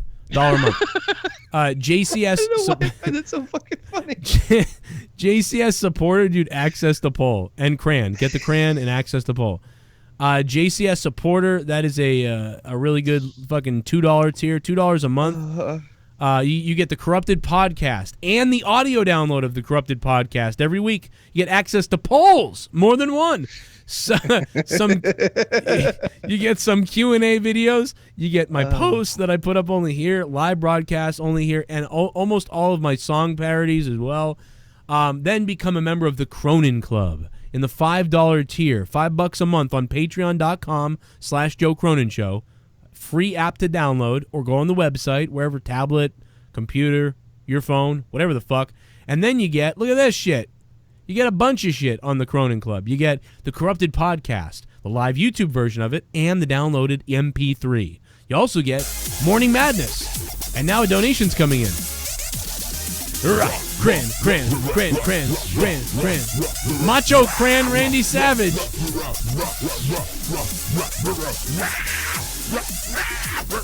Oh my God, look at this. I love this one. I crammed Stephanie's ass. Oh my bad, you said cran. Well, fuck it, at least Joe is not losing an interview with my dead ass, right, Connor? Macho Cran. It's Macho Man Randy Savage, but he should have wrote Macho Cran. Come on. Macho Man, thanks for the donation. But yeah, back to my plug. Macho Cran, I love you. I'll plug your hole. My Morning Madness podcast, which is my solo podcast where I talk about shit going on in my life and shit I'm mad about and stuff. And that's available also in the $5 tier of the Cronin Club. All right. Till Death Do Us podcast. My podcast with my wife. Somehow it's the most popular podcast on Patreon besides the Corrupted podcast. That is sick. You get that. Jake and Joe, me and Jake haven't done something in a while, but if we do again, it will be back there as well. Live Discord access, all previous tier rewards, obviously, and then you go to the $10 VIP, or I think it's going to be called the Cran Club now. You're going to be in the Cran Club. The Honestly podcast of me and Tommy, you're going to get that. You're going to get the, we're going to be recording it this week for real this time. Like, seriously, I'll kill myself otherwise. Discord VIP, gold font, and access to Discord VIP services. After Dark, I got to fix that because that's not happening anymore with Jesse. After Dark, you don't get that anymore. You get all the previous ones, so you can go check them out. And I may bring Jesse back for that. I don't know. We got to talk about it. Priority calls in Skype and in Discord, obviously. Honestly, podcasts with me and Tommy, and then everything else before in the previous tier. You get, then there's the producer credit. You get a producer credit on the description box of my videos, and we mention you a bunch and shit like that. $25 or more. You get the producer credit. You get a 30-minute podcast with me on Skype, YouTube upload. You just got to hit me up. You got to be like, Joe, I'm a $25 patron, and I want to do our 30-hour podcast when you're available. And we'll schedule, and we'll do the podcast, and we'll even upload it on YouTube. You can promote whatever you want to promote on the podcast, whatever. It's up to you. 30 minutes, it's your shit, your game. You don't have to use it. Like, if you become a $25 thing, you don't have to do any of these things. But if you want to, it is there, and you deserve it. Plus everything else in the previous tiers, private Skype with me if you would like. We can just Skype privately, whatever the fuck you want to do. Whatever. It's all you run the show at that point. $50, I'll help you with your YouTube channel, including tags, titles, videos, thumbnails, whatever. That's a huge thing. I know how to do all this shit that you wouldn't believe. It'd be fucking crazy. I'll tell you about it. $100 or more, you become a Joe Cronin Show Army God. Lee and Joel make you a special video thanking you. All this other bullshit. Himmel God's 100. He never asked for any of that stuff. But if you want it, it's there, and we'll do it. Whatever the fuck, it's your call. You do it. Connor from OKFabe was here tonight. You can find him on YouTube. YouTube.com/OKFaber. Or just look up OKFabe on YouTube. He also has a patron. So if you're becoming a $5 patron of mine tonight, think about going over here and listening to his patron. He's got bonus shit too. You could literally have so much shit to listen to that it will fucking cram up your whole day. It will cram up your whole week. And then you can hit Jake DeMarco up on Twitter at Countdown Ended on Twitter. That's right. And, I just listened back to the Raw segment really quick, and Dean, he sits in the chair and he says, I'm going to bare my soul to you people. Hold on, Jake. Hang on to that. I want to hear what you're going to say. Trump, Kim, Putin in deathmatch. Winner gets Brock Lesnar in Lethal Weapons match where loser dies. Okay. Other two get Braun in Buried Alive. Win, all of US. Fade to Black. Thanks for the $5, but they've got to get some land. Those guys are like political, like psycho geniuses, right? Fade to Black. So thanks for the $5, Fade to Black. But you have to throw in like fucking like all of North Korea too. Like seriously, like not only do they like lose or dies or whatever, but also somebody gets all of North Korea. Like no matter what. Are you kidding me? Then Trump and them, they'll go in on that. Like, oh, if I die, I die. But if I win, fuck, I get North Korea. And if Trump will probably win because what he'll do is he'll have a dude snipe the guy. Like while he's in the fight with him, and he'll be like, "Oh, there's no fucking rules against that," and he'll take North Korea. It'll be crazy, and then he'll take like 7 of the hottest women in North Korea. Okay, so I'm sorry. Yes, Jake, go ahead with what you were saying. I wanted to listen to it and get it right before we get off the air. Yeah, he's sitting in the chair in the middle of the ring, and he says, "I got something to say. I want to say to you people." The audience starts to boo. He says, "Don't be a jerk to me right now. I'm trying to bare my soul to you all." And then he says, "When I first signed with the WWE." And then Nia's "I'm not like most cunts" plays. So you just see him kind of like turn his head and drop the mic. So he literally goes, "I'm going to bare my soul. Don't be a jerk right now. I'm going to bare my soul to you people." And I didn't catch that. I had to listen to it multiple times because he kind of mumbles it into the mic. And then he says, "When I first signed with the WWE," and then her music hits. So That's I think weird. he was going to go into something else because why would he have stayed there that whole time just to have a stupid little stare down with her? Yeah, but then he had a weird stare down with Triple H as he was out of the ring, but that seemed planned. No, this was after Triple H was already gone. Him and Seth already had their match. Is that when Nia came out after that? Yeah, he had his match with Seth Rollins. Yep. They come back from the commercial break after he lost to Seth. He's sitting in a chair in the middle of the ring like it wasn't planned. Oh. And they have the women's tag titles there. And he's sitting there in the middle of the ring, and he says, "I've got something I want to say to you people." The crowd starts to boo, and he says, "I want to go ahead and don't be a jerk. I'm going to bare my soul to you." You're right. I totally forgot about that because it seemed like they were going to do something, and then Michael Cole said something like, "Yeah, well, that's too bad because these women aren't going to wait or something." Yeah. And so why would he do that? When I first signed with the WWE, and then they cut him off with Nia's music, and he goes, and he just kind of looks and then drops the mic. So. Do you think that maybe they're setting him up to like get sympathy, to to bring him back as a face, like get sympathy, like they held him back and wouldn't let him talk, and now he's leaving, but then he comes back in some epic way. Like, you think this I don't is know, a he setup? mounts. You hear Michael Cole. I guess he's not going to be able to say what he wants to say because here comes and he's talking about Nia Jax, and you see Dean say, "Are you joking?" Wow. He mouths it really quick. He mouths the words, "Are you joking?" I got to go watch that. It's wow. Let me go back and watch What a this now. catch. I totally forgot about it, dude. I completely just wrote that out. I went from thinking like, oh, now he's in the ring, and then they said that, and I go, oh, they did that thing again, because they've done that in the past, where somebody's in the ring seemingly going to do something, and then women just come out. It's always the women.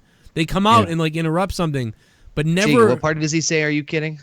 I'm at 31 minutes and 26 seconds. That is wild. Like when she's coming And out, or right here. So he starts talking. He says, I'm bearing my soul to you people, all right? And then when I signed with the WWE, and then he turns his head, and then right here, she starts coming out. They zoom in on Ambrose, and then he says, right here when they zoom in on him, he kind of goes, "Are you kidding?" Wow. He mouths it quickly. Wow. That's crazy, man. That's why I got to watch that. He just kind of stands up, pacing back and forth. He folds up the chair, throws it down all pissed off, and walks out of the ring. He has a little stare down with her first, but... Wow. That is so crazy. That is so crazy. I'm like blown away right now. But it definitely looked like he had more to say there, so... Yeah, we'll have to look into that. That's wild. We got to get out of here. It's fucking late. I really appreciate Jake and Connor being on this late. No PUBG tonight because we went really late. And I'm dead, man. I built that grill today. I did all this shit. I might stream tomorrow during the day right here on the Joe Cronin Show. And just hang out with you guys. We are cranning it up tonight. Woo. Cran, cran, cran, cran, cran, cran. Oh my god, dude. Joe Crancock must win. Joe Crancock, thanks for becoming a $5 shit bum. I mean, dude, I'd love to stay on. I mean, God knows I could, I need to pay the bills, so I could sit here and collect cranations all night. It's another cranation coming in from Cranula. But I'm just fucking dead. I'm gonna actually go to sleep, I think. And I got the carpet guy coming tomorrow. Yeah. I mean, I know Connor and Jake gotta go. I mean, I might hang out, but I'm not gonna because I'm dying. I got the carpet guy coming tomorrow. But listen, I'm gonna probably stream during the day tomorrow with some WWE news / hangout. It'd probably be like one of my Anything Goes podcasts, where I just fucking whatever's on the table. You guys, either in the chat or donations or whatever, calls. I'll just sit here and I'll deal with it, with everything with you guys in the middle of the day, maybe in the middle of the day. And then that night it'll be Throwdown. So it'll be Throwdown on my other channel. So it'll be great. But again, seriously, give a look to Patreon if you haven't become a patron yet. I don't know why you haven't. Like really, like everybody over there loves it. This is like, I wouldn't say this if people didn't believe in it. We didn't have a big family over there, and like fucking the army. It's worth it. I'm telling you. Trust me. The army is real, dude. On Patreon, the army is real as fuck. We are real as fuck. And Bulldog Club is so real as fuck. He went up to $25 a month. He was like, "This is the shit." We are cran as fuck. So yeah, no clan, but cran. Fucking weird. Yep. Yeah, God. Oh my God. My ass. I just creamed. I just steamed. I'm shooting the laser beam. I just shit. What the fuck the point is, Vince? All right, guys. I'll see you guys tomorrow, mañana. And blessed be the cran from my loins. Go on Twitter and retweet that shit. Good night. NXT review coming. Although tonight's NXT was weird. It wasn't. They didn't really do one.